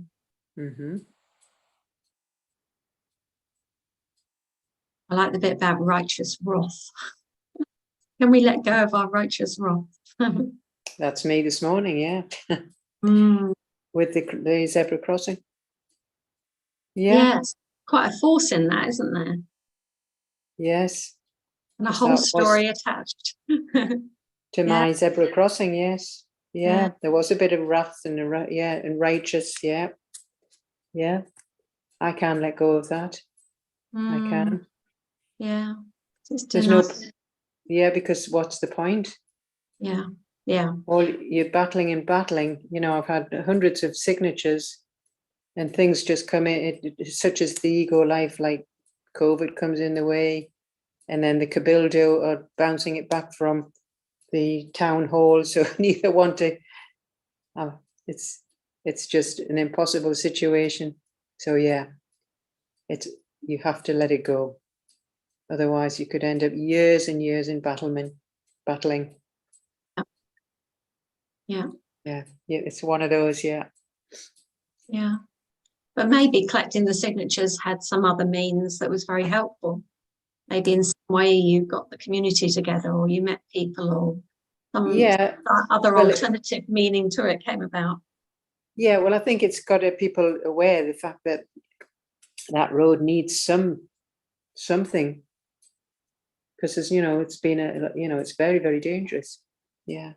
So maybe there is something behind that. Yeah. But at this point in time, my righteous wrath, I'm happy to let it go. Absolutely. Could you let go of it feeling dangerous? Well, I would be feeling like I'm lying to myself. It would feel a little bit sort of being a bit frivolous. Thinking beyond the road, just that feeling, that sensation of something being dangerous. Mm-hmm. When we hold the feeling of dangerous, we attract dangerous things to us. True. Yes, that's very true. And it's probably a childhood thing that you've had. So, all through your life, you've probably been trying to avoid danger, run away from danger, hide from danger. And it means that we have to be very vigilant and full on guard, don't we? And wonder, while we're doing the forgiveness, letting go of it, an option just to consider letting go of that feeling of danger. Yeah, I can consider it, but it is work in progress because of, like I say, the loss of my beautiful dog, and there's like a child was killed, and then there was a motorcyclist killed. So it's not an easy one to let go of immediately, if you get what I mean. In the world of form. There's only I can. You can only let it go now. You can't let it go later. Absolutely, I can let it go now. But if I let the mind go running riot, then it's very much more difficult. But at this moment, yes, I can certainly let it go now. Okay, cool. Go down to number 2. Francis, do you fancy reading the alternative of number 2? Yeah.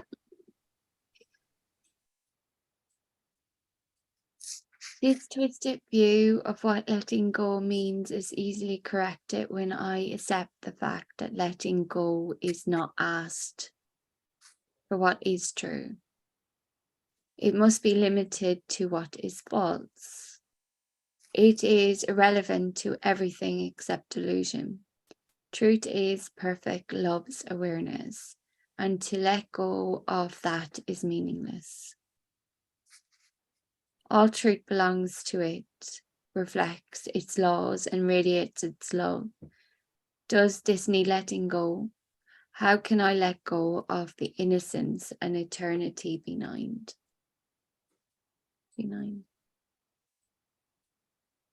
Funny words, aren't they? So what does that mean to you? What do you get from that? Nothing. I'm not sure. It's To me, it's like we're not being asked to let go of the truth. We're being asked to let go of the illusion. Okay. We're being asked to let go of those things that are not false. So like Elaine was saying, she felt things were dangerous. So you can let go of that because that's not the truth. That isn't pure formless awareness of perfect love. There's no danger in truth. It might appear it in the illusion, but it's not the truth. So we're being asked to let go of the illusions, like we're in pain or we're in danger. Yeah. And they're just illusions and they're not real. They're not really meaningful. So it's not like we're trying to force ourselves to let go of something that's happened, because it hasn't happened. So it's like crazy, isn't it? It's just letting go of something is a dream. It's just like we've gone to the pictures and we've watched a film, and there was a film of a dangerous road and a lady in pain, and we come out of the cinema, and do we carry that story the weeks, months later? No, we just watch the film and go, oh, okay, let it go, come out. We let go of the story and we just stick with, all right, in this now moment, everything's perfect.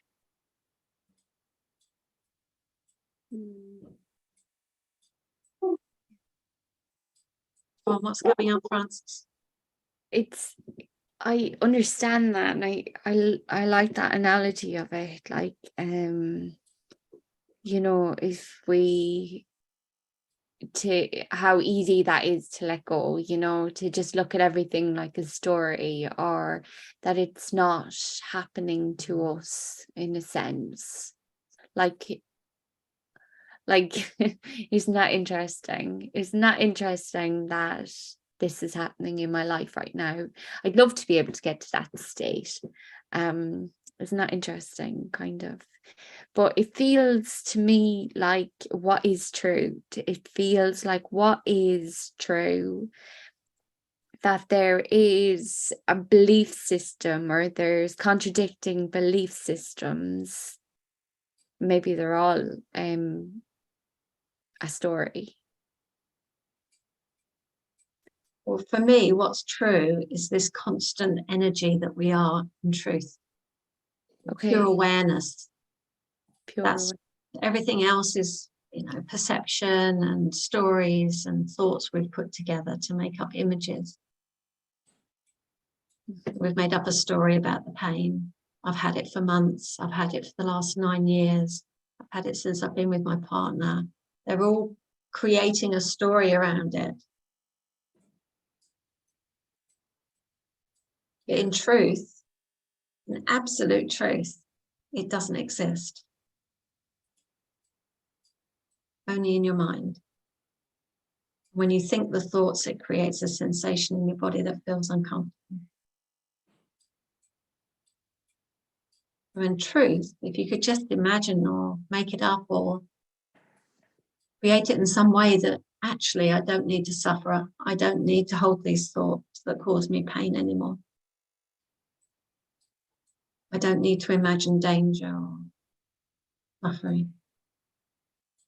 Within this now moment, nothing's happening. We're just sitting here on Zoom. There's no danger and there's no pain, really. It's only because you tell us you're in pain, which is the story. Yeah. And I think there is a way we can let go in the present moment where none of that story exists. And just radiate love. When you love someone, is it your daughter that just came in earlier, that you just love her? And in that present moment, all you feel is love, absolute unconditional love. In that moment of unconditional love, in that moment, is there really any pain? I suspect in that moment, there isn't. And then your mind kicks in again and you go back to the pain. Mm-hmm. Play with it and see. Because once you can grasp that actually it's not real, the pain's not real, then you're able to visit that more and more. Maybe it'll just go pop one day and then you don't need it anymore. Yeah. Just depends if you are willing to let it go. Like you said, there's a bit of a story there. Who will I be without the pain? You'll be perfect love. Not such a bad place to be. I would be perfect love. Perfect. Oh, you are perfect love already. Mm. Okay. And to come back into just being perfect love. When you're being, because I'm sure you do, you just be, don't you, sometimes? You're in a state of just beingness. I sense it in you. I'm sure you do go there. Yeah. And in that, there's no story. There's no thinking. There's peace there. Your mind's denying it. Yeah, it is. And it's fighting it. It's fighting it because there's that story, like being in peace or being in perfect love isn't going to pay the bills. Oh, interesting. That's what my belief is right now. It's like that's not going to pay the bills. That's not going to get you.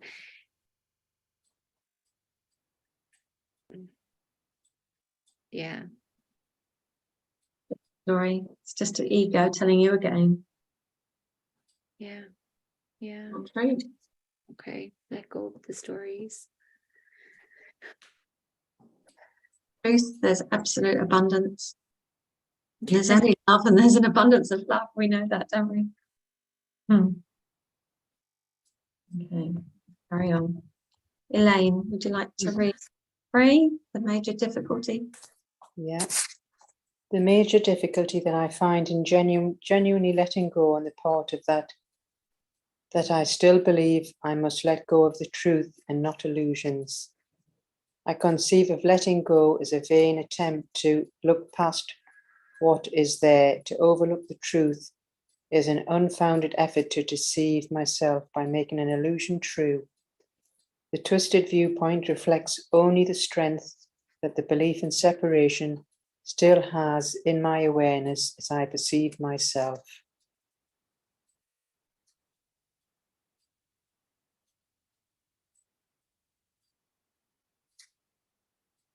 Any thoughts on that? Any feelings?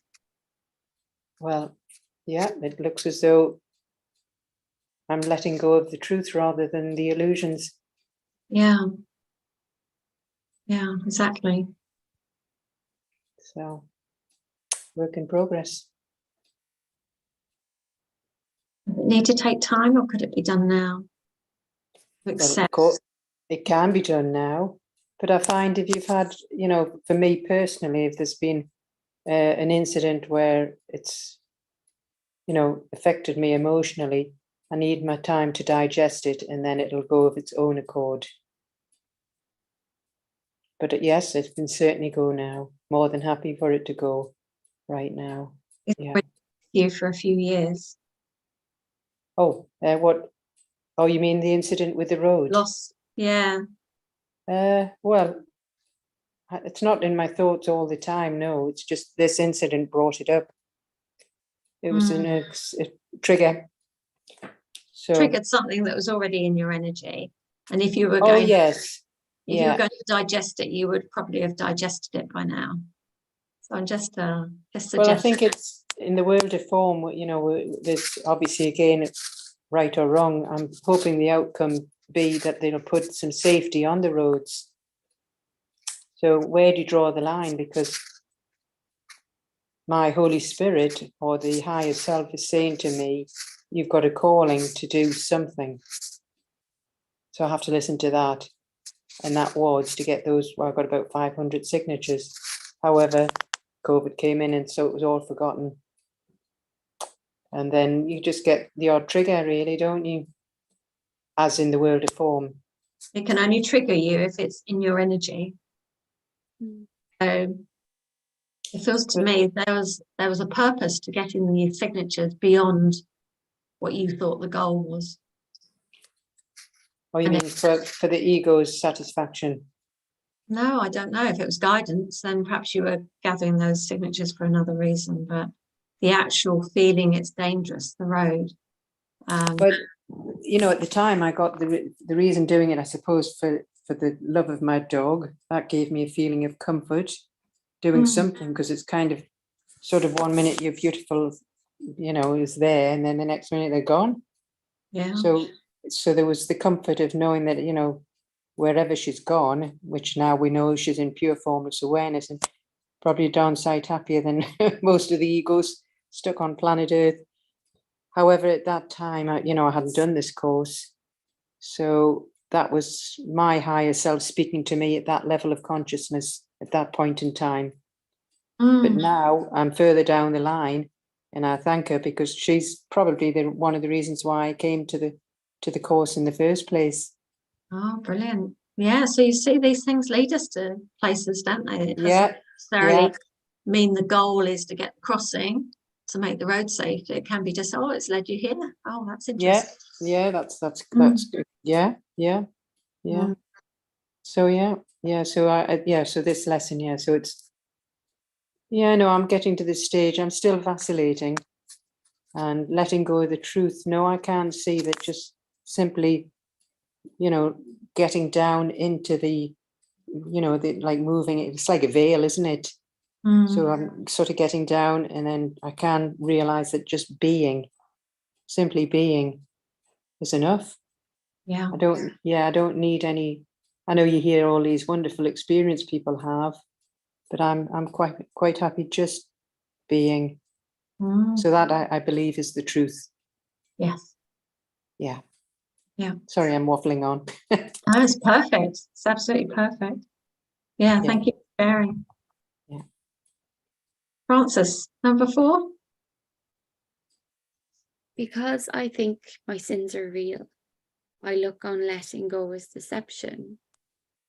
For it is impossible to think of sin as true and not believe letting go is a lie. So is letting go really just a sin like all the rest? It says the truth is false and smiles on the corrupt, as if they were as blameless as the grass, as white as the snow. It is a delusion in what it thinks it can accomplish. It perceives as right the plainly wrong, the loathsome as the good.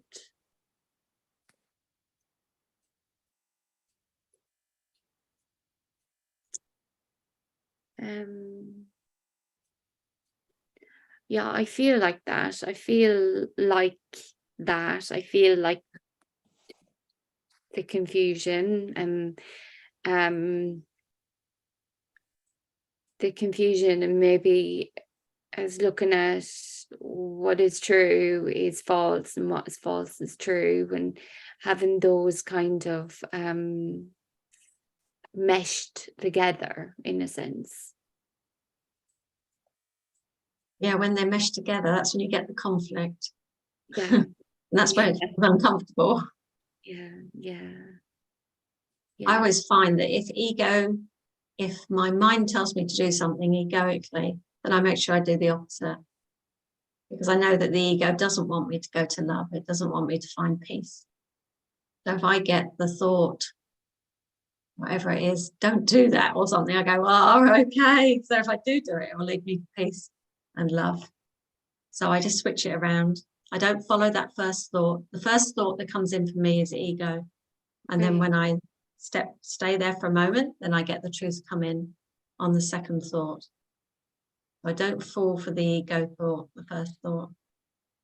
The first thought that says, oh, they shouldn't have cut me up in the car or whatever it is. And then the next thought is, no, it's okay. Whatever's happening is okay. Mm-hmm.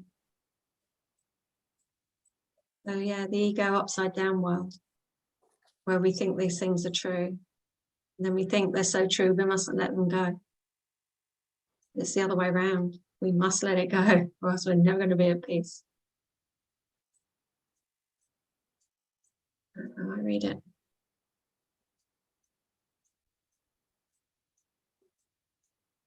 But because we believe it's true, we don't feel like we can let it go. But once we realize it's not true and it's an illusion, then we can let it go. But all those thoughts are illusions. No thought, no belief is true. Yeah. The closest we can get is a sensation. Okay. The closest to truth we get is just, oh, there's a movement in my body. I like that one because it's like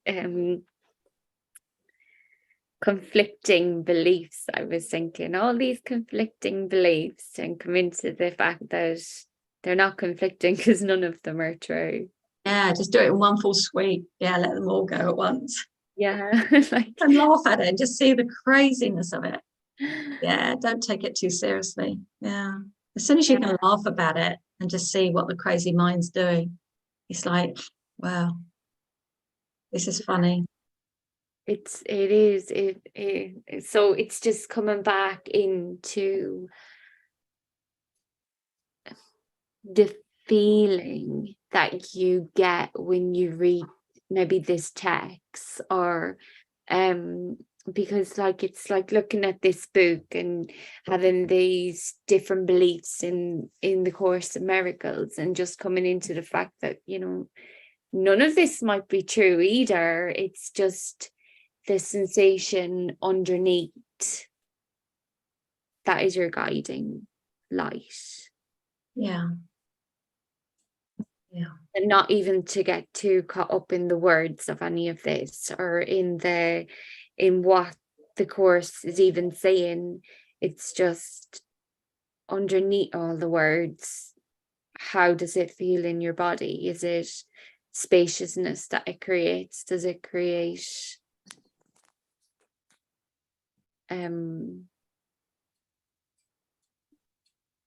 peace? Yeah, freedom. Freedom. joy, Yeah. expansiveness. Yeah. Yeah. We live so much in our heads, don't we? So much thinking that we try to think it out and we can't really think ourselves out of it. Because you have one thought saying, oh, my neck and shoulders hurt so much. And the other thought is, I don't know who I'd be without it. Yeah. So there's no way out there, is there? You're trapped in that thought system. The way out is to go, all right, I let go of that. Right, what am I feeling? All right, it's a little tingle around the back of the neck. All right. And then just, you can let that go far easier than the story. Yeah. Yeah. Yeah. Those sort of energy sensations in the body are always moving. Energy always moves. It never stays still. There's nothing static in the energy. It might seem it's static, but it's not. It's always moving. And we're controlling it with our minds. So if we have a different thought, then the energy moves differently. So if we have a free thought, if we feel a sensation in our neck and go, yay, freedom, I can feel freedom. It tickles me on the back of the neck. And that gives it a whole different response in our bodies, opposed to, oh, that sensation in my neck again, I've had it for 9 years, it's driving me nuts. Mm-hmm. No? It's our response to the sensation that is key here. Do we respond to anger positively or negatively? Do we need a response at all? Can we not just accept? Deep acceptance that everything is just as it is. We don't need to push against it, try and make it go away, change our outside experience. That's where the conflict is. That's where the fight is.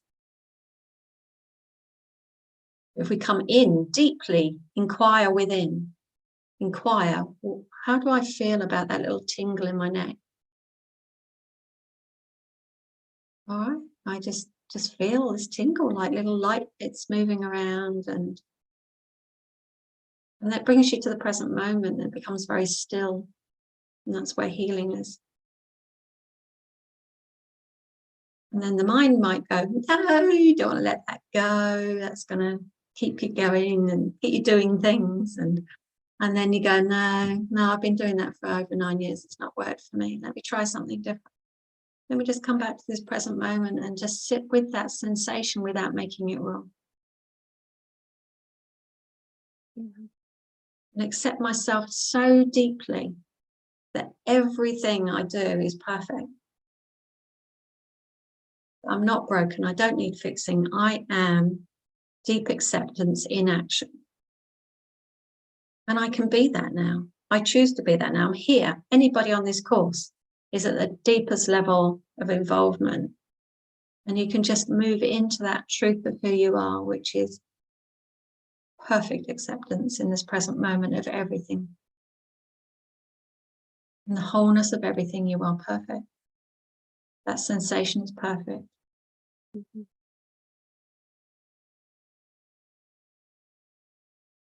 I'm glad you came on today. Thank you. Thank you. Elaine, would you like to read number 5? Letting go is no escape in such a view. It merely is a further sign that sin is unforgivable, at best to be concealed, denied, or called another name, for letting go is a treachery to truth. Guilt cannot be forgiven. If I sin, my guilt is everlasting. Those who have let go of the perception that their sins are real are pitifully mocked and twice condemned, first by themselves for what they think they did, and once again by those who supposedly forgive them. Well, there's a lot there. There is. Should we just do it sentence by sentence? Do you just want to read the first one and just absorb the first sentence first? Letting go is no escape in such a view. So letting go of the truth. It merely is a further sign that sin is unforgivable, at best to be concealed, denied, or called another name, for letting go is a treachery to truth. So, it's one or the other. You just, yeah. If you want to get to pure formless awareness and get to your source, then just let all of that nonsense go. The guilt cannot be forgiven. Who says? Oh, you mean the ego? The ego says. The ego says it's guilt, that you're guilty, but you're not. Yeah. And if I sin, my guilt is everlasting. Again, in the ego religion, they all throw that one at us. And those who have let go of the perception that their sins are real are pitifully mocked and twice condemned. First by themselves, what they think they did, and once again by those who supposedly forgave them. Yeah, it's all all the stories of the ego, isn't it? You know, a little error in our blip of time, and that's it. They hold it against us forevermore. We hold it against ourselves, don't we? We do something wrong, that as well. We blame ourselves until the cows come home. Yeah. So we're doing it as well to ourselves sometimes. Yeah, of course. And that is, yeah, it's all just an illusion of the mind, isn't it? Yeah. Yeah, we probably have to forgive ourselves first. Yeah, yeah. Or no, there's nothing to forgive. Yeah. Yeah. Okay. Can I just ask, Elaine, you don't have to answer if it doesn't feel appropriate, but do you feel any guilt about your dog getting killed on the main road? Do you feel like anything went wrong? No.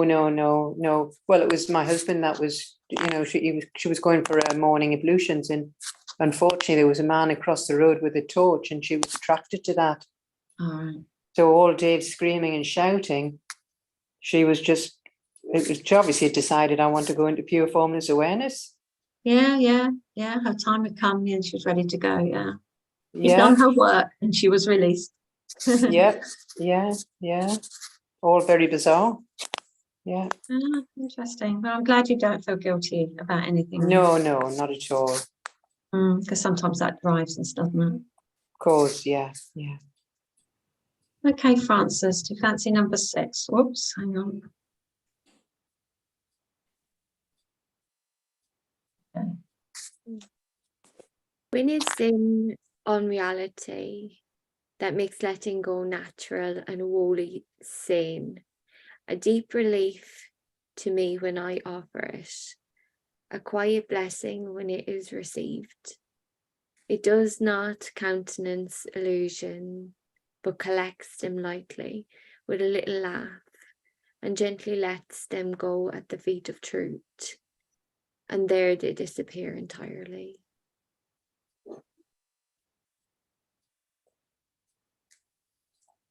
Okay, so that's really saying like what it's like when you let go of the unreality of sin, when you don't hold on to it. It's what came to my mind was it's like the story of Santa Claus. We're told when we're children that Santa exists, and then as soon as we know that it's not real, we let it go. We don't hang on to it, do we? We just don't ever believe it again. Yeah. When we don't consider and argue with ourselves, do we? Is Santa true or is Santa not true? Once we know the truth, we go, oh, no, it's not true. It's the same with our thoughts. Once you know it's not true, you don't need to keep revisiting it and re-questioning it. Yeah.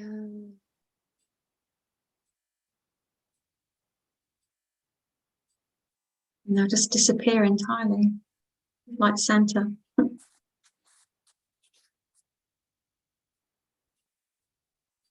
What's coming up? What's the ego saying to you, Francis?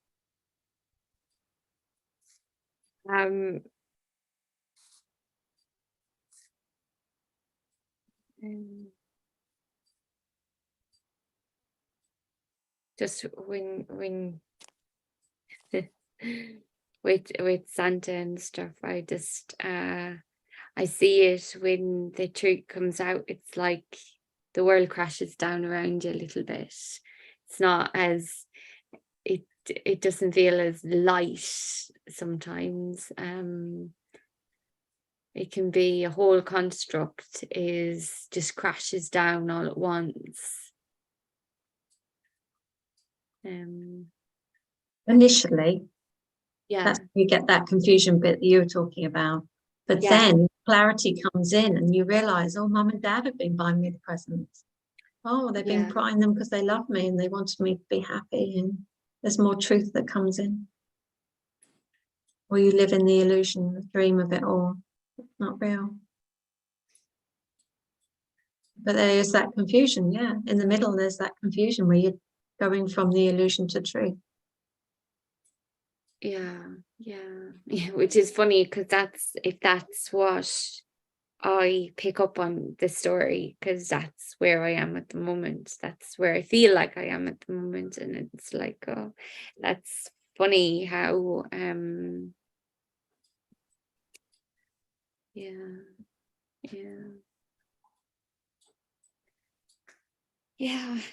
confusing space, but it'll clear. Allow it to be confusing. Don't wrestle with it. Allow the constructs to fall down around me. Mm.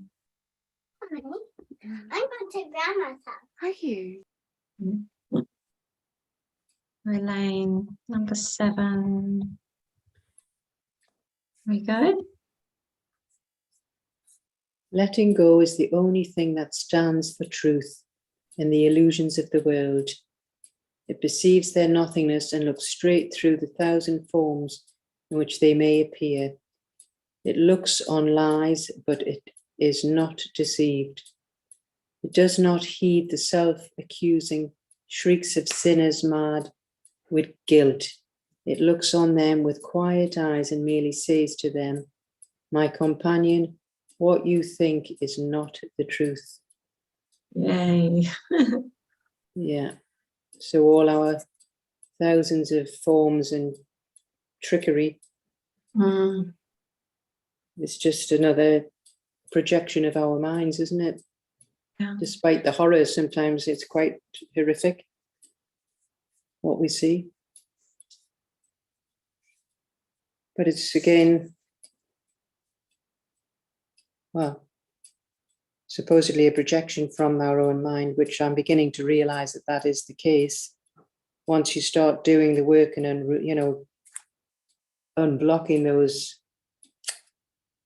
that imagery or that, I guess now I'm starting to liken it to a film, even though I do get caught up in it still after 6 months of doing all this. But as we know, it can take years. Well, that's okay, isn't it? It's okay. Yeah, absolutely. Probably been lifetimes of it. Yeah, because we've still got to live in this world, but I'd like to make it more a happy one, if you know what I mean, without being interesting. Pollyanna. We still have to live in the world. That's definitely an ego thought. Yeah, well, you know what I mean. Obviously, we've got bills to pay. We've got to obviously get food on the table. You know what I mean? Obviously, it's a bit confusing. But it can be done with a lightness, can't it? It doesn't have to be done with a heaviness of those bills have got to be paid, or I have to do a job. Yeah, of course. Money can be quite light and fun, and if we're guided, oh yes, of course, the Holy Spirit, it all just falls into place. Yeah, of course, yeah. So I'm getting there. But I get the odd little triggers, like this morning. Well, I got 2 triggers this morning, which I appreciate. That was there to show me my shadow, to see obviously that there is still something there that needs to be brought to the surface and to let go of.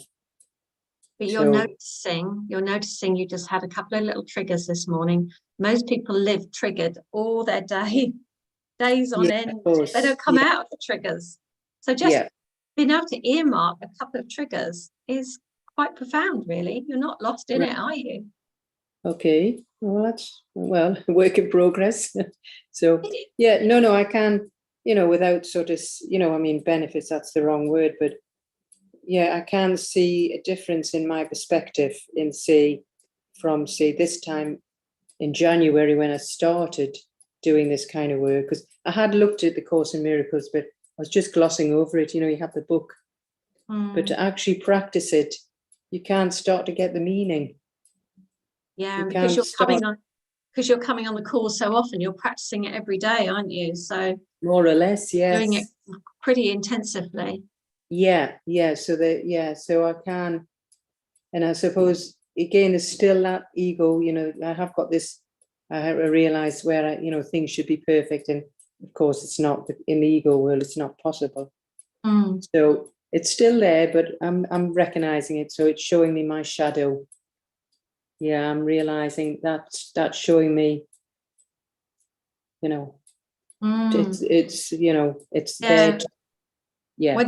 When I first met you, you were quite unsure of yourself, it felt to me, but now you sound so confident and sure. Right. Oh, well, that's good. Yeah. Oh, yeah. The way you're judging yourself, that, darn it, I've been triggered again. I don't really know if that's quite valid, because that's the whole game, isn't it? Every time we're triggered, we learn a bit more about ourselves, and we have to practice with it.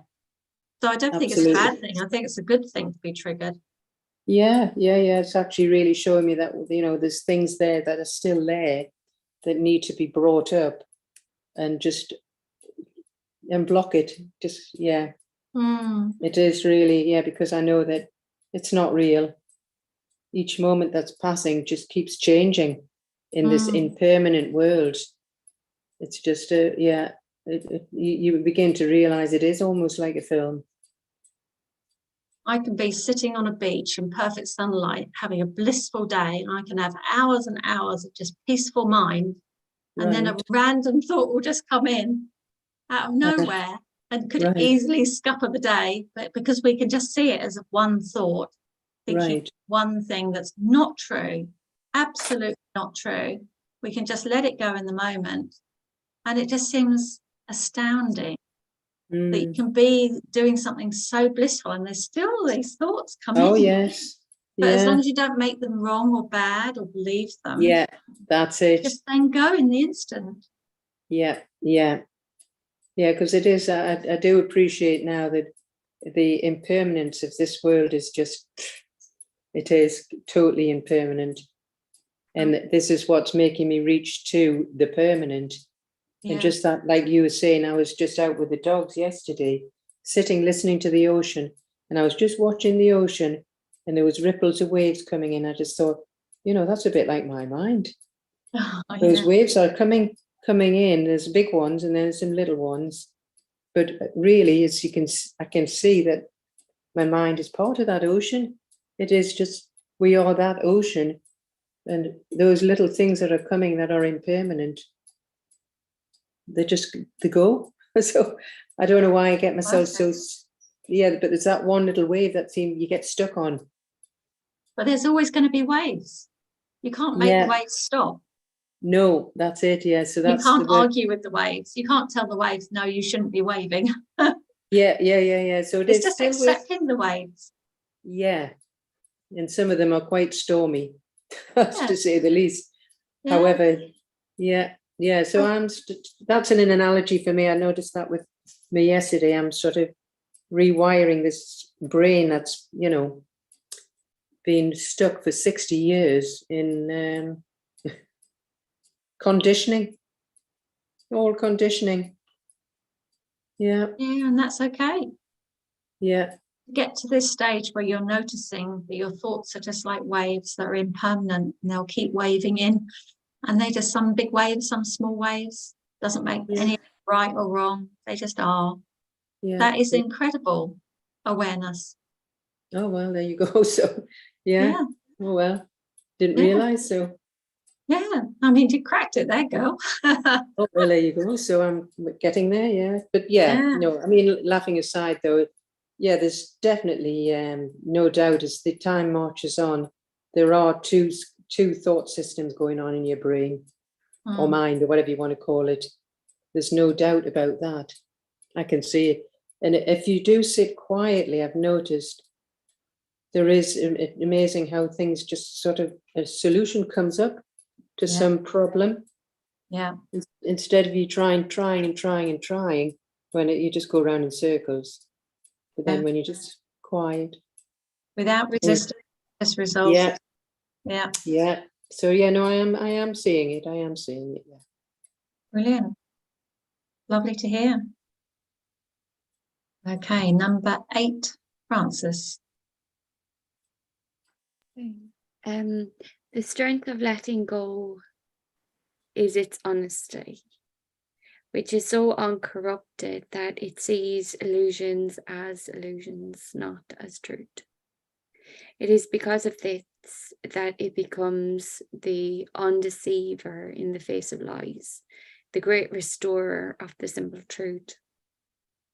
By its ability to overlook what is not there, it opens up the way to truth, which has been blocked by dreams of guilt.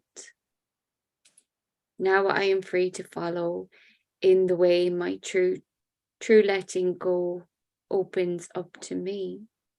For if one companion has received this gift from me, the door is open to myself.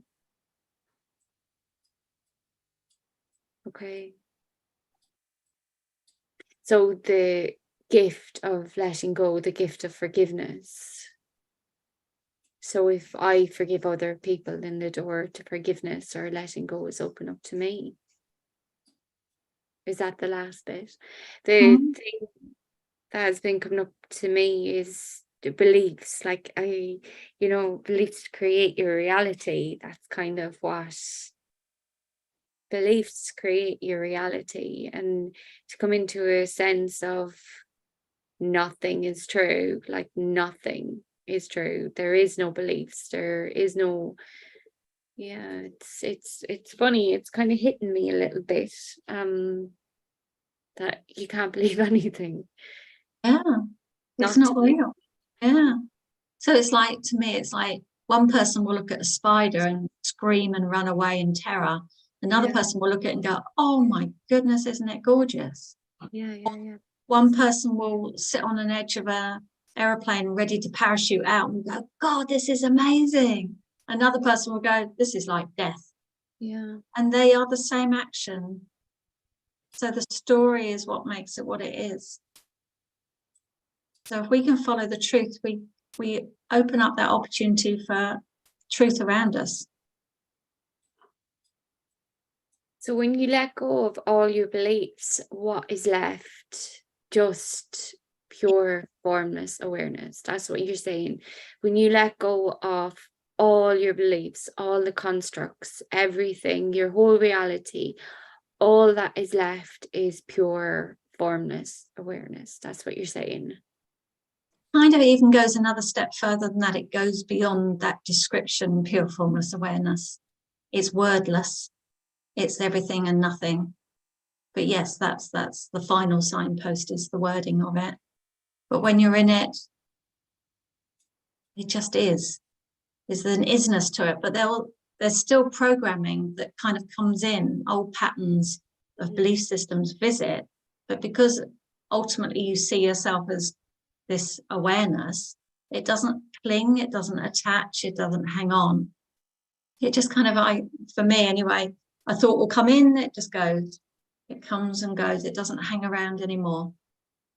So it's not like when you go into the state in our human form, as I say it anyway, that it's just you're blissed out forever. There's still a human life going on. Actions still happen. We still perform in the world. But the knowing that all this is unreal takes away the seriousness of it and the attachment to it. So we're in this very blissful, peaceful, flowing state. That's how it seems to me.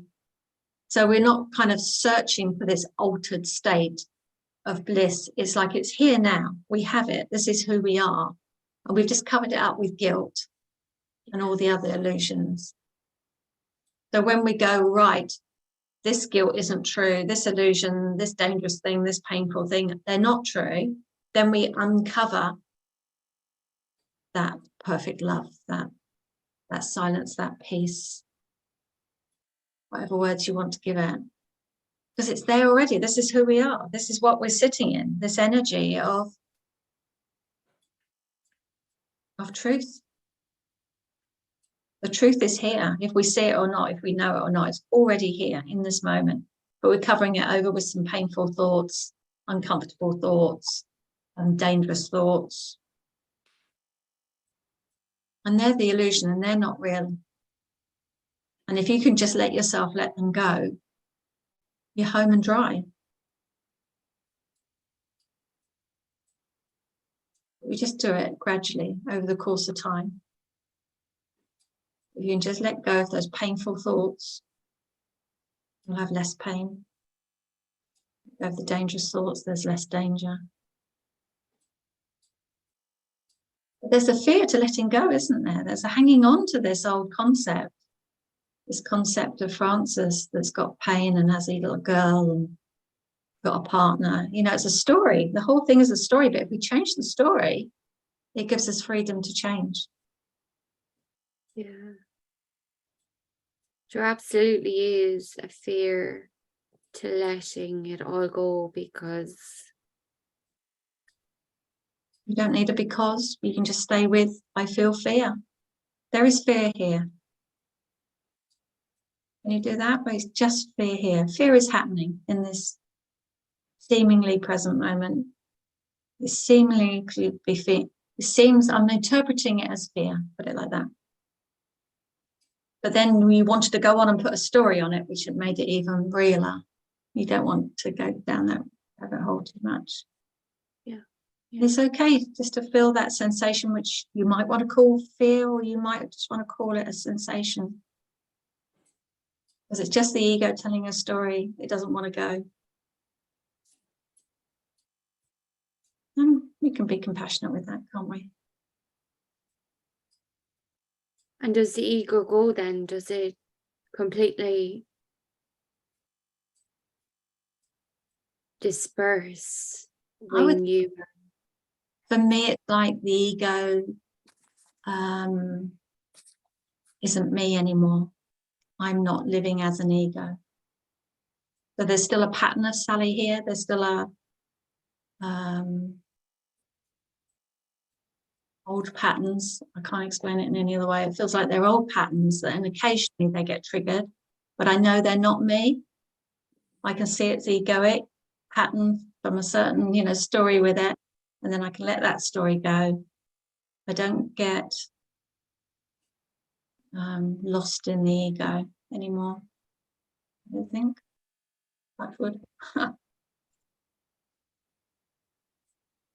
It feels to me as though, Francis, you're seeing yourself as an individual self that's having individual pain and an individual life experience that separates you from the pure formless awareness of perfect love.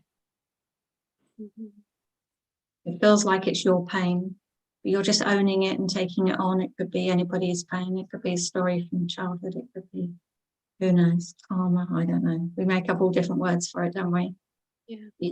You don't need to hold on to it. You don't need to be Francis with the pain. You could be Francis that's let go of the pain and can show other people how to let go of the pain. Yeah.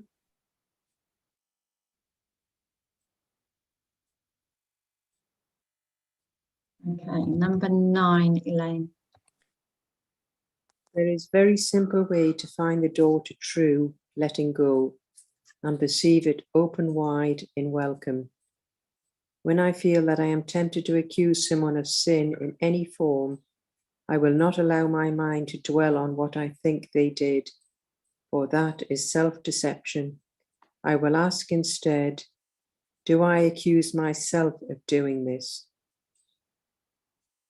Right. Well, that's a good example this morning. Getting angry with the Cabildo and the town hall for not helping this dangerous road. I'm accusing them. I'm sort of, being very, what's that wrathful thing? Yeah. It's just your Very, perception it's a dangerous road, and they perhaps don't share that perception. That's right. Yeah. So letting go of that ego, it's a sneaky thing. Yeah, just letting go of that story. Yeah. Yeah, very sneaky. It always keeps creeping up in Yeah, some form or another. and that's okay. Yeah. Yeah. Okay. Number 10, Francis. So I will perceive alternatives for choice in terms that render choosing meaningful and keep my awareness as free of guilt and pain as pure formless awareness of perfect love itself indeed intended it to be. And as it is in truth, it is only lies that would condemn. In truth, innocence is the only thing there is. Letting go stands between illusions and the truth, between the world I perceive and that which lies beyond, between the victimhood that guilt produces and the state of pure formless awareness.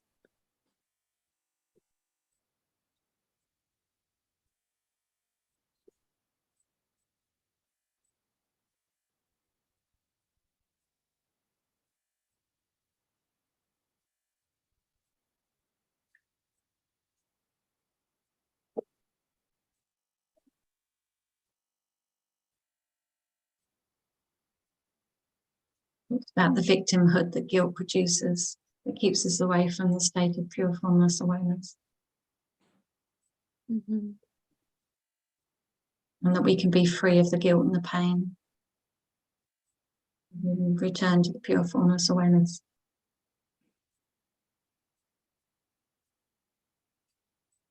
What do you feel about that? What do you read into this paragraph?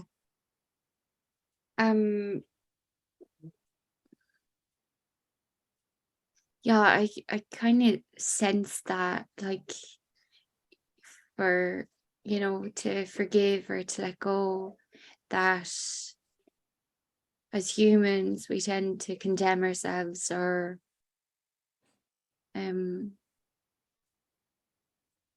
mark ourselves as bad or wrong. Do you feel you're bad? Do you feel you're bad or wrong? I do sometimes. Yeah. I feel like sometimes if I'm getting a healing or something, I'm like, oh my God, they're going to find something really bad. They're going to find, like, in the depths of me, there's some badness. It's like a deep, deep, deep ingrained feeling like there's something bad inside me. And I don't know where it is or what creates it, but that inherently bad feeling, like there's at the core of me, I'm bad. Nobody ever finds any badness in me. So Could it be the first crazy thought of separation that took you out of love? Felt like you'd done something wrong, that you were bad for doing that. And then you crucify yourself ever since, saying something's wrong. Yeah, it's subtle, it's subconscious. yeah. Go back to the ultimate. Yes. The ultimate is we've left love. We've left love. Because that's the only thing really that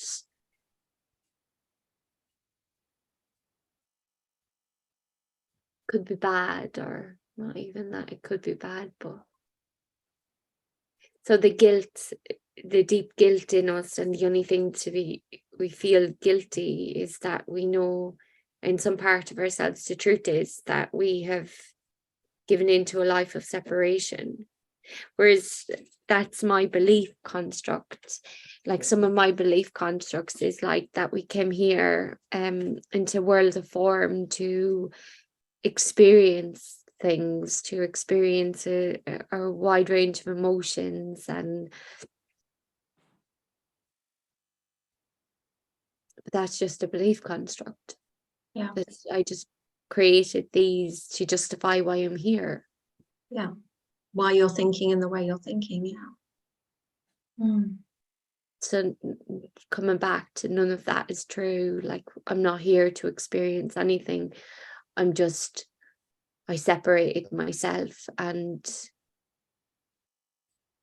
have spent my life trying to figure out how to get back when I know how to get back, but I won't allow myself to get back because of the guilt or the story that I'm here to experience stuff. And the fear of love. The fear of love, yes. Yeah. There is a real fear to love, I think, sometimes, to being too loved or to be. I do have a fear of that. I know sometimes I do hide from being loved too much.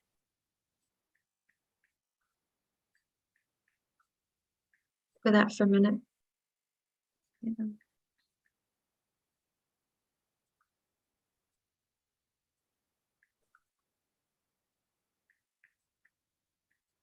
Where do you feel that in your body? My heart, it's like a hollowness in my heart is how I feel, like it's just a hollow space that's in my heart. Can you just allow that to be there, for that to be okay in this present moment? There's nothing wrong with that. Your perception, your experience in this moment, in truth, perfect love. Make it okay that that's what you're experiencing, even though it's not the truth.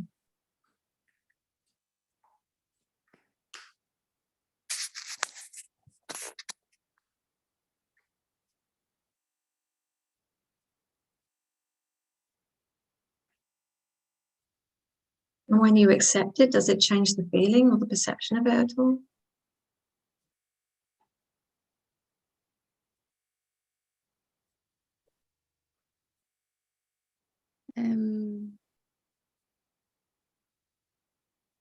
It might, it's funny, it feels like for me, it kind of, the imagery that came to my mind was like, you know, if you've got like a cavity in your tooth, it's like there was just a cavity in my heart. It's that like little rotten away. And what would you, if you were imagining a way to fill that cavity, how would you do that?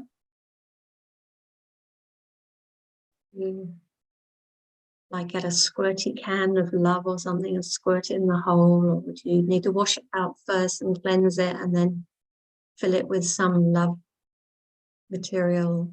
Or how would you imagine that could be done? Whatever comes to you.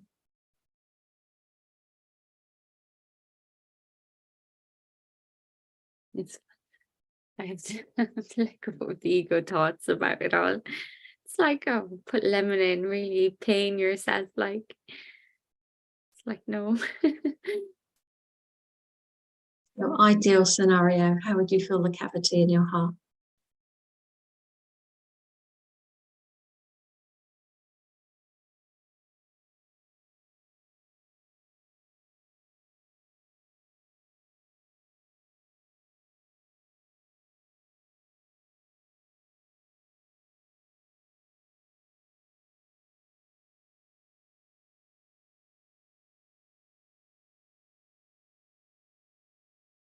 I think just sitting in acceptance, really, you know, that not trying to fix it or not trying to fill it or not trying, and then it kind of just, it sort of fills itself when you don't try to. Yeah. It kind of fills itself by just being, being. So it comes back to just being, and things have a way of working themselves out without our interference, without the story, without, just in witness, in recognizing it, seeing it there, and then just allowing it. And it does change, like it did change for me. It did change and fill in without me doing that, and it kind of changes. And you're very good at being as well, aren't you? When you go into that being state, it changes the energy on this call. Yeah. Isn't that good to know? We just got to be being, and it all sorts itself out. Yeah. It does sort itself out. It does. It does. And those thoughts aren't true that come in afterwards. You just sit there being, letting it all happen. And then a thought come in, you go, no, I'm just going to let it all happen. Yeah. Whatever words you use. It's beautiful. Thank you. Thank you. Elaine, number 11. Whoops. Yeah. Across this bridge, as powerful as love, which laid its blessing on it, are all dreams of evil, hatred, attack, and brought silently to truth. They are not kept to swell and bluster and to terrify the foolish dreamer who believes in them. I have been gently wakened from my dream by understanding what I thought I perceived was never there. And now I cannot feel that all escape has been denied to me. And now I cannot feel that all escape has been denied to me. Oh, right. Well, yeah, there's a paragraph. So, yeah, so just cross that bridge and our powerful love is there to bless and leave all those dreams of evil and all the rest of it. Let them all go. I know it sounds a bit sort of easier said than done, but I guess that is the truth. We spend our lives in this foolish dream and we believe them. So we're being gently now, being, wakened from the dream. But it's, it's up to us to decide when. Well, I would personally go for it now. But go for it, but there you go, goes straight in there, but. Yeah, well noticed. Yeah, brilliant. Yeah. This reminds me of a post I saw on Facebook of a friend of mine yesterday. She's gone on holiday somewhere and she said, living the dream. And she's like sitting out in the sunshine by the beach, in heaven, in her mind, in heaven, drinking cocktails. And, for 10 days, she will live in this blissful state. And then she'll come back to the ordinary life that's more hellish, confusing. But it's like, oh, really? It's the other way around, isn't it?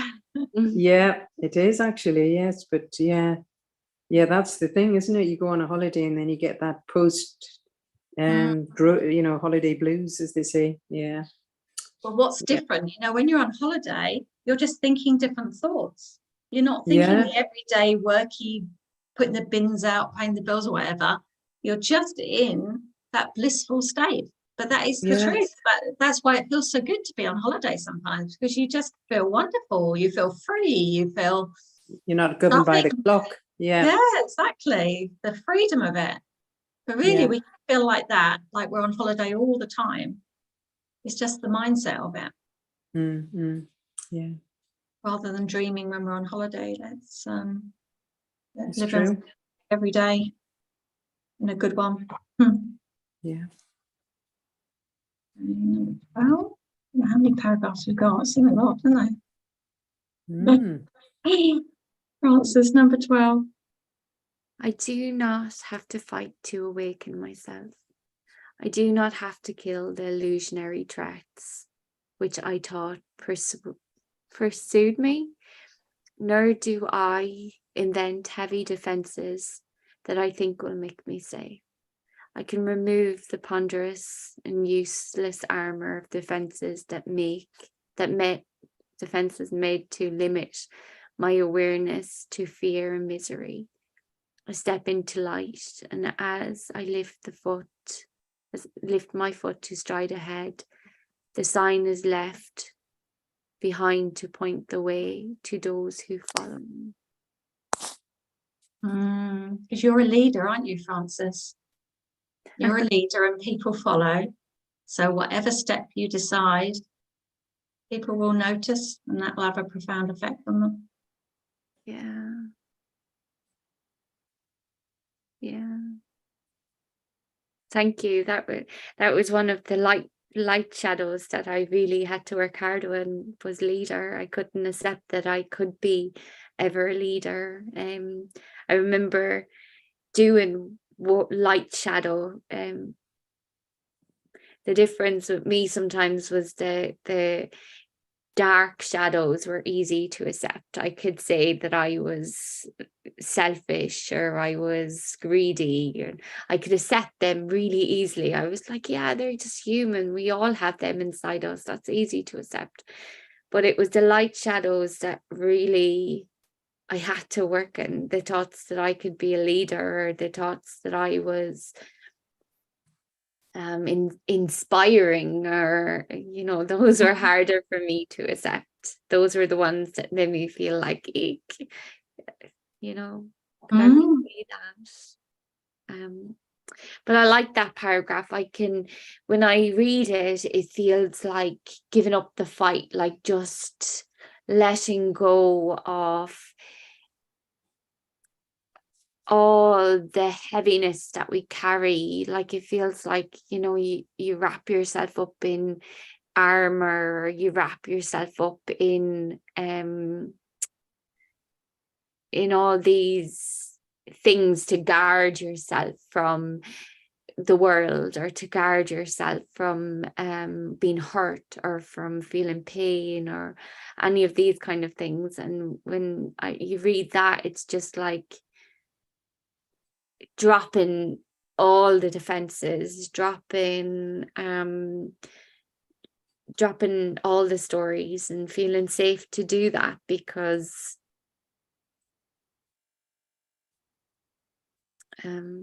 it just feels like Need a because, do you? You just drop all the stories. You don't need to drop it all.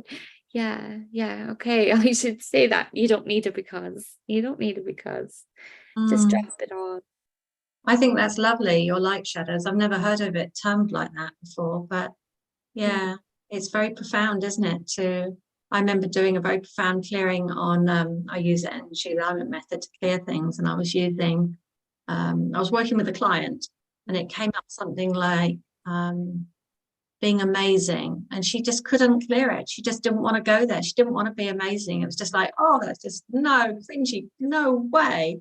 So I said, all right, well, I'll clear it in me then. So I cleared on I'm amazing. And then she saw the light change in me. She goes, oh, well, actually, I will have some of that then. So she got her to clear on it as well. And then for the next 2 weeks, we kept messaging each other and saying, another 2 people said, I'm amazing today. Yeah, so said I'm amazing. And all the friends said it was amazing. And it was confirmation that if we're not shining our light, people can't see it. Because we're all amazing. But we hide it. We put the armor up and hide it. And just by allowing ourselves to get through those barriers, those ego barriers, and go, yeah, I am inspiring, I am amazing, then that lights up the world, doesn't it? Yeah.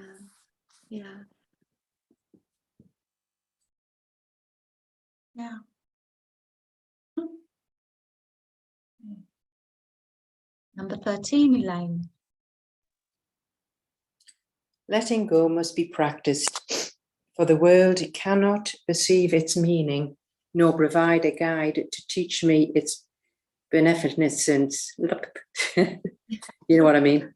Yeah. There is no thought in all the world that leads to any understanding of the laws it follows, nor the thought that it reflects. It is as alien to the world as it is my own reality, and yet it joins my awareness with the reality in me.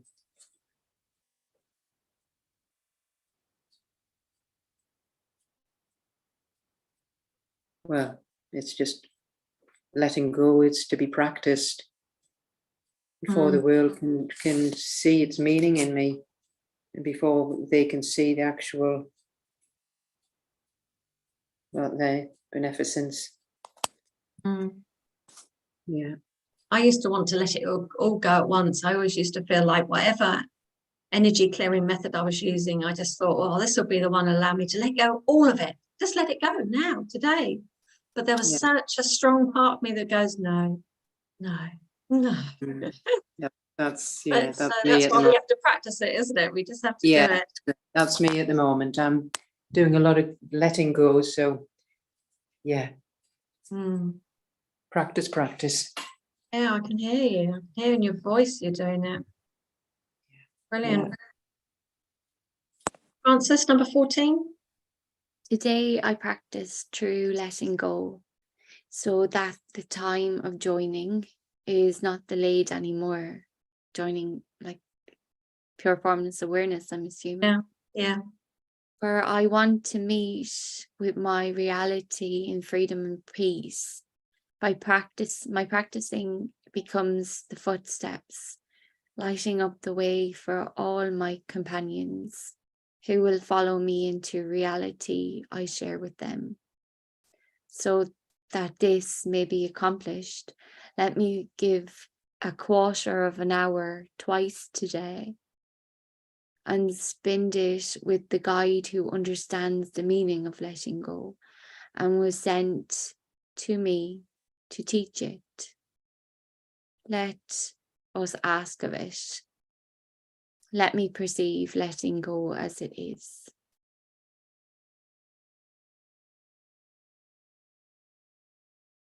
So it's just to really, it feels like the whole text and stuff brought us through a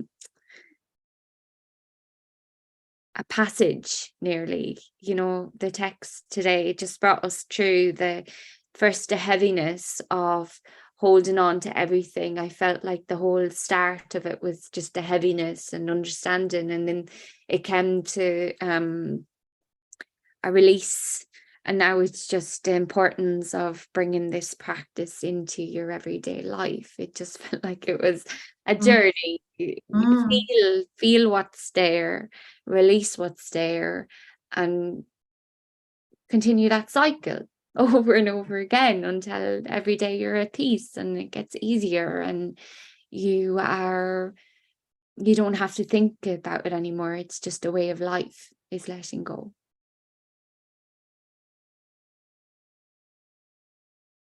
Yeah, it feels like that. It feels like that's what the text did today. I felt a cycle. I felt like the pathway of it nearly. You look a lot more relaxed now. Yeah. Your body's moving in a more relaxed way. Yeah.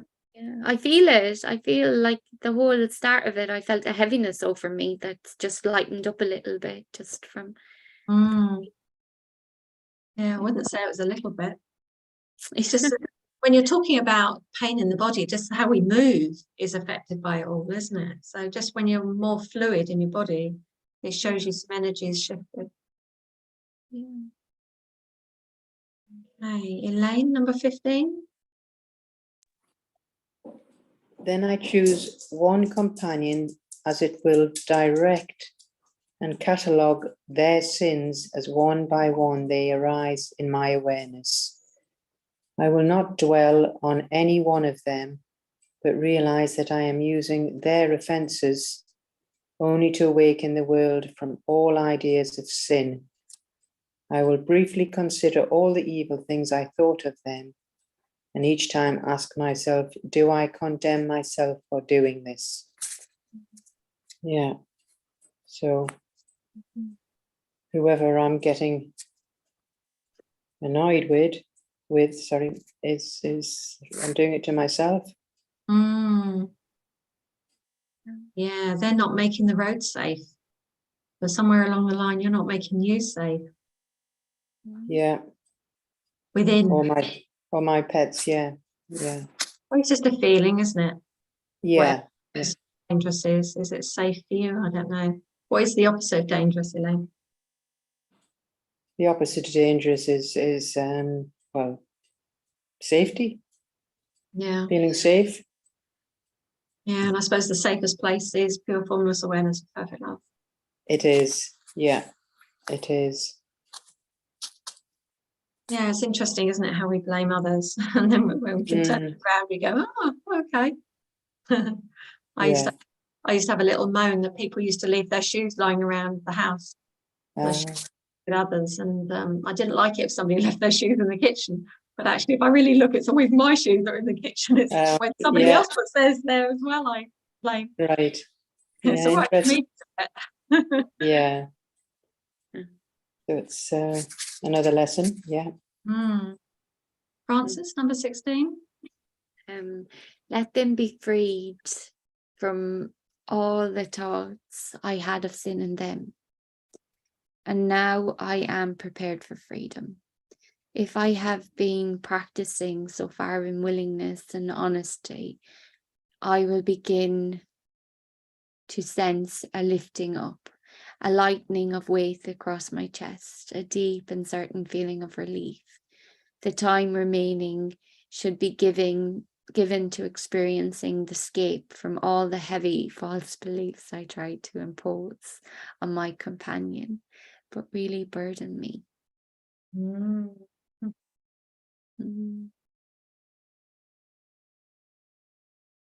Yeah, it's funny. I last year my daughter was really struggling in school. Like, she didn't really go to school, 16, and and God, I was so angry, and I was feeling guilty, and I was feeling all these kind of emotions. So much anger and frustration and all these kind of things. And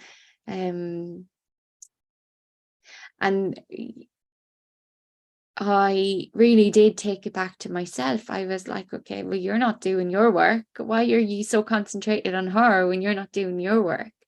So I just took everything that I was feeling towards her and worked on it inside me, and, did the work that I was supposed to do, and stop concentrating on her and what she was doing, and taking myself out of my own awareness, because I sensed like it was nearly given, whatever power I had was going towards her, and nobody was there inside me looking after what I needed to do.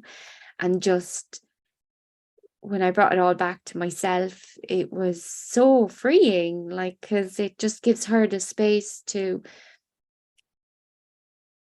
do what she needs to do. Like, the judgments of what she was doing was wrong. Like, that's what I was thinking, oh, what she's doing is wrong, and it took all them judgments away, and it just gave her the space, really, and gave me the space, and it really did lighten up so much. Even in our relationship, it just lightened everything.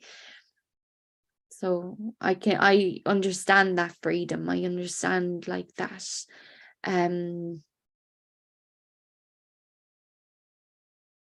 What an amazing thing to do as a mum. Yeah. It's been like one of the like she's 16, she's nearly 17 now, and so I had beliefs. We all have beliefs. You hear the whole, when you start off as a parent, everybody says, wait till they become a teenager. And these beliefs starts already hitting, like you're preparing yourself. It's like you guard yourself for when they become a teenager, because that's what you've always heard. And we've had that experience, and it was like, oh, her becoming a teenager.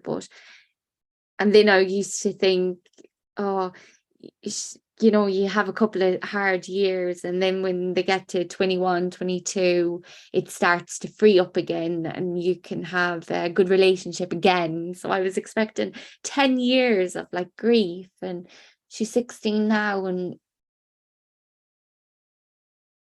we already have been through everything. We passed through the hardness of it, and it was only really when I started lightening up myself, I could see how crazy it was even to expect some of those things. Like, just because she's a teenager, she's just different.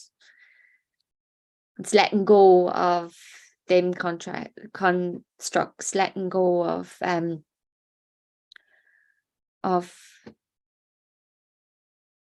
that reality, I suppose. Yeah, well, our relationship is amazing. I just see her for the beauty and the light that she is now, whereas I couldn't have said that nearly a year ago. Oh, well done. That reminds me of when my younger son was 12. I took him out of school because he wasn't coping, and home educated him, and I was still a bit in between the two worlds, like, does he need qualifications? How will he get to university and all this? I went to a home educating festival, and they put some of the teenagers on stage, and some of the teenagers wanted to go on stage, and all the parents were in the audience. And the idea was ask the teenagers anything. And so they, some parents said, what can we do to help you? And they roared with laughter, and they all looked at each other and said, we don't need you to do anything. We know what we need. You get a life, you go and get yourself happy, and we'll all be okay. And I just remember that so clearly, like, oh yeah, make yourself happy. Don't keep worrying about if they're going to get through their exams or how they're going to mix in society without going to school. There was no, it's us projecting onto them. Okay.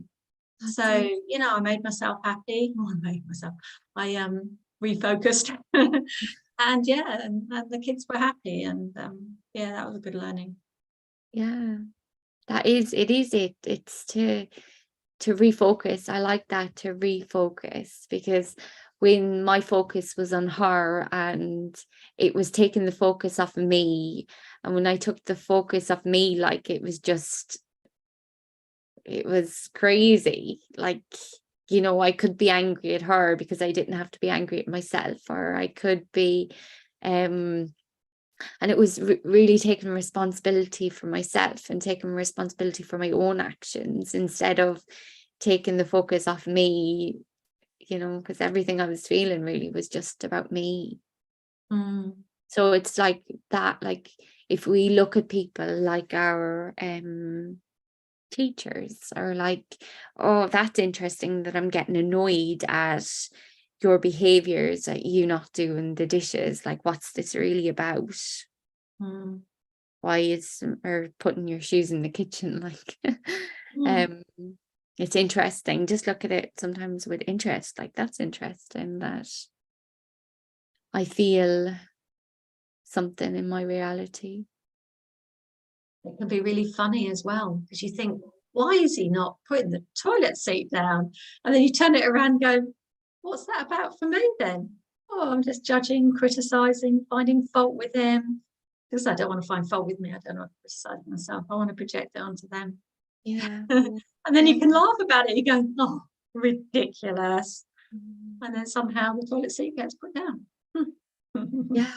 Yeah. And it does sort of work like that. Yeah, it does. Yeah, when we stop pushing against it. Projecting it. Elaine, any thoughts about that paragraph? No, you've made it clear. No, you've gone into it very clear. Okay. 17. Getting towards the end. Okay, ready. I will practice letting go. Do you want me to read that, Sally? Yeah, sorry, Elaine. Yeah, can you read Oh, it? yes. I will practice letting go throughout the day, for there will still be many times when I forget its meaning and attack myself. When this occurs, I will allow my mind to see through this illusion as I tell myself I perceive letting go as it really is. Do I accuse myself of doing this? I will not limit my awareness in this way. In everything I do, I will remember this. I am not crucified alone, yet I cannot enter the state of pure formless awareness by myself. So practice. When we crucify others, we crucify ourselves. Yeah. And when we enter the state of pure formless awareness, others enter with us. Mhm. Yeah. Shall we have a little meditation and then wind up the session? I think that's Yeah. okay. Want to get yourselves comfy? Just mute yourselves. We'll go into a meditation. Just allow all that we've shared today just to be here now. You don't need to think it out. You don't need to make sense of it or remember anything. Be here now in this moment.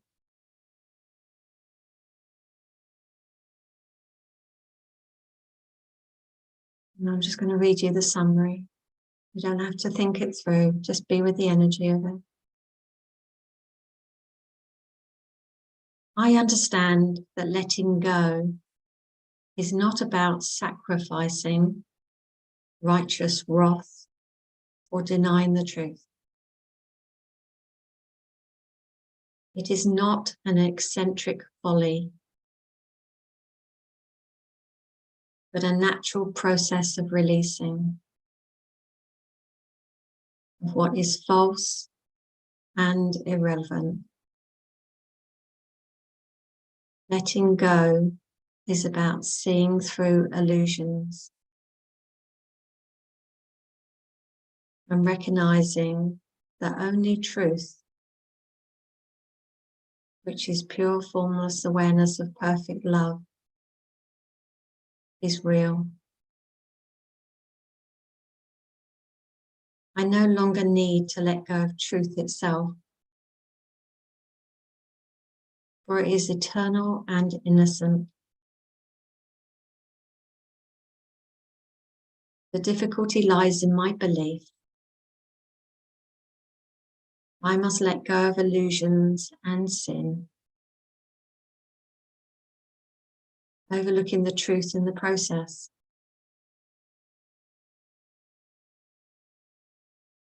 This twisted viewpoint only strengthens the idea of sin in my mind.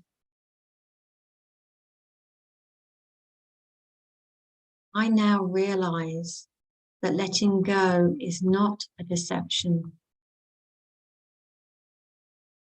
but a means to awaken from this false perception of guilt and sin.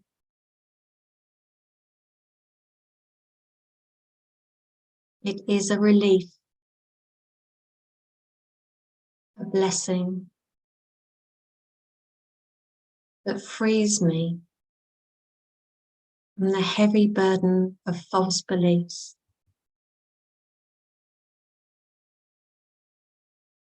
Letting go is the undeceiver, restoring the simple truth, solving my illusions.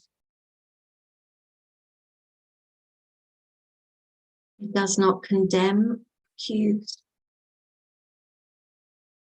but gently dismisses the illusion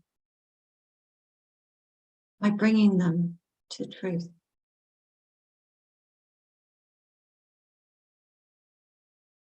It's the way to see beyond the false and embrace the state of pure formless awareness.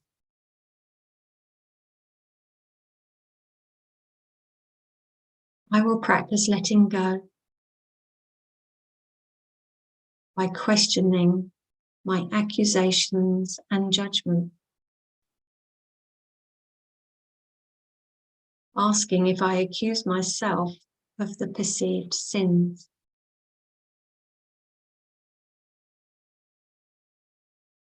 In doing so, I will experience the lifting of guilt, the lightening of my heart, and a deep sense of relief.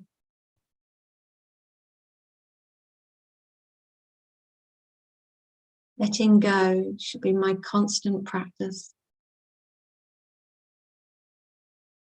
There may be moments when I forget its meaning and attack myself.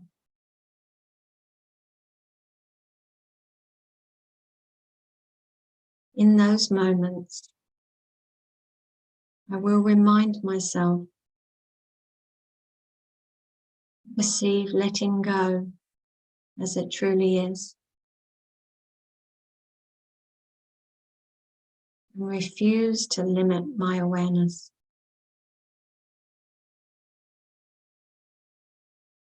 By embracing letting go, I join with my companions on the path to truth, guiding them by my example. This practice aligns me with my reality, bringing freedom and peace to me and everyone I touch with my presence.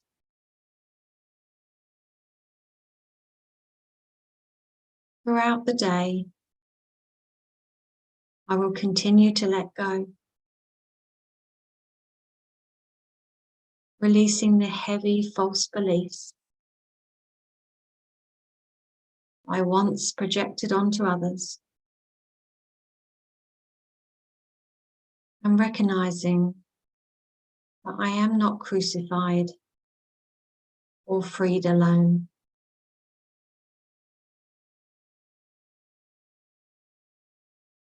Together we move towards a state of pure formless awareness, transcending the illusions and embracing our shared eternal reality.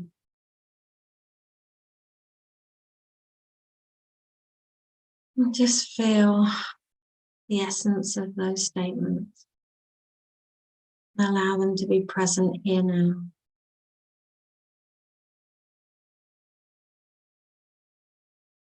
Let's welcome the truth here.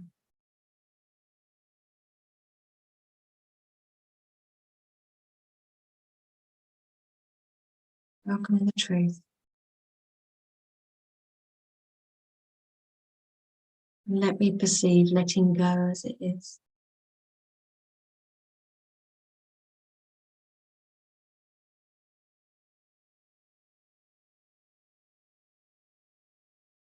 Let's relax for a few moments, allowing all that we've uncovered today.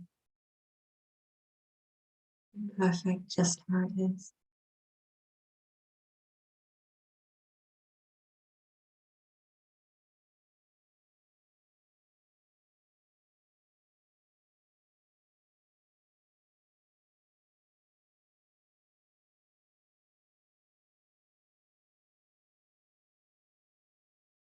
Let me perceive letting go as it is.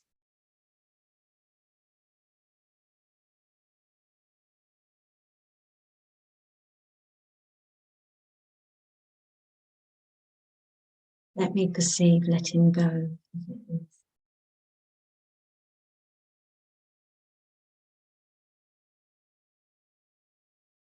Maybe taking some deep breaths and just allowing this to move through you and around you. Allowing it to fill the whole of your being, in the room that you're in.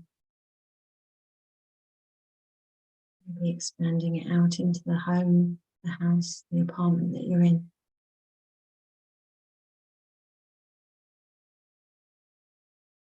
And know that you can let go of anything.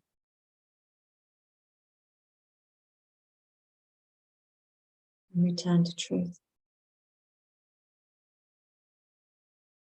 Right now, in this now moment.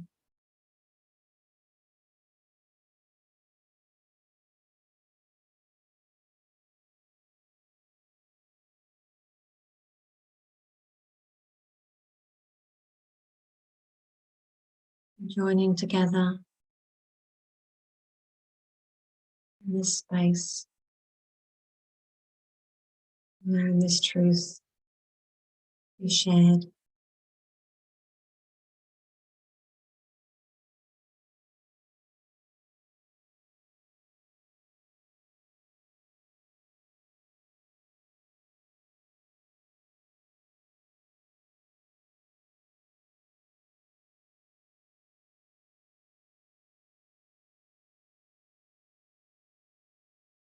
Maybe just one more deep breath, accepting all that we've shared today.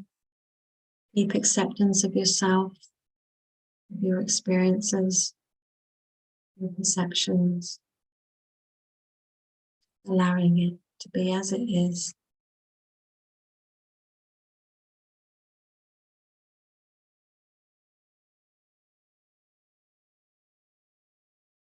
And then just becoming aware of yourself sitting on the chair.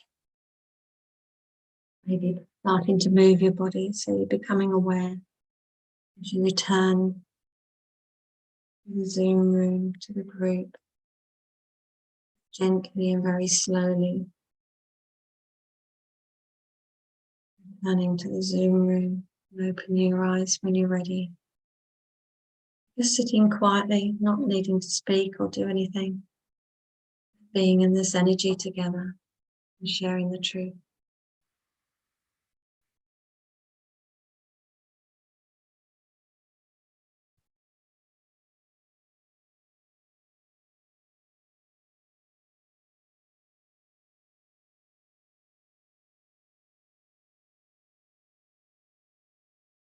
That's the end of the session today. I think we've done really well. Really well. And it was lovely doing it with you. Thank you very much for being here and sharing the space. Lovely. Sometimes we just don't know what's changed within us, but it does, doesn't it, as we talk and as we share. We know we've been on a journey together today. Thank you, Sally. Thank you, Sally. Yeah, I was kind of listening in the background. It sounded some really profound stuff. So appreciate you running it. And yeah, I hope that that was helpful, Francis. So perhaps let's have a chat a bit later. Can I give you a call? Yeah, absolutely. Yeah, you're on WhatsApp, yeah? I am, yeah. Yeah. Okay. I'll speak to you shortly, and I'll hope to see more of you. Okay. I think, yeah, let's there's some text, but it's a monster. It's 17 paragraphs. So given we've already been at it for 3 hours. Yeah. More, actually. Quite hot here as well. It's like Getting a bit hot and sticky. I need to go out in the fresh air. Need to get out. Yeah. Okay. So yeah, we'll do another session tomorrow evening. Okay. I think we could make it from 6 p.m. That would be useful. 6 p.m. tomorrow, is that right? Elaine, does that work? Yeah, no, good for me. I'll have to dash now because I've got an appointment at the vets now. So thank you very much. That was great. I hope to see you tomorrow. Yeah. Bye. See you tomorrow. Bye. Bye. Okay. See ya. Bye, Francis. Thanks Bye, for being everyone. here. See ya. Bye. Namaste.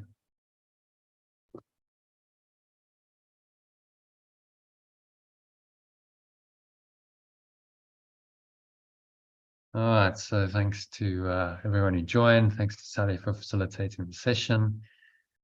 And I hope to see you again tomorrow if you are part of the group, 6 p.m. UK time, 7 p.m. SA time. We'll do another live call. And if you're not, then look below this video. I've posted a way for you to join us. So go and register for the next masterclass happening this Sunday, and join us then for a free introductory session. So hope to see you on the inside soon. Thanks for joining, and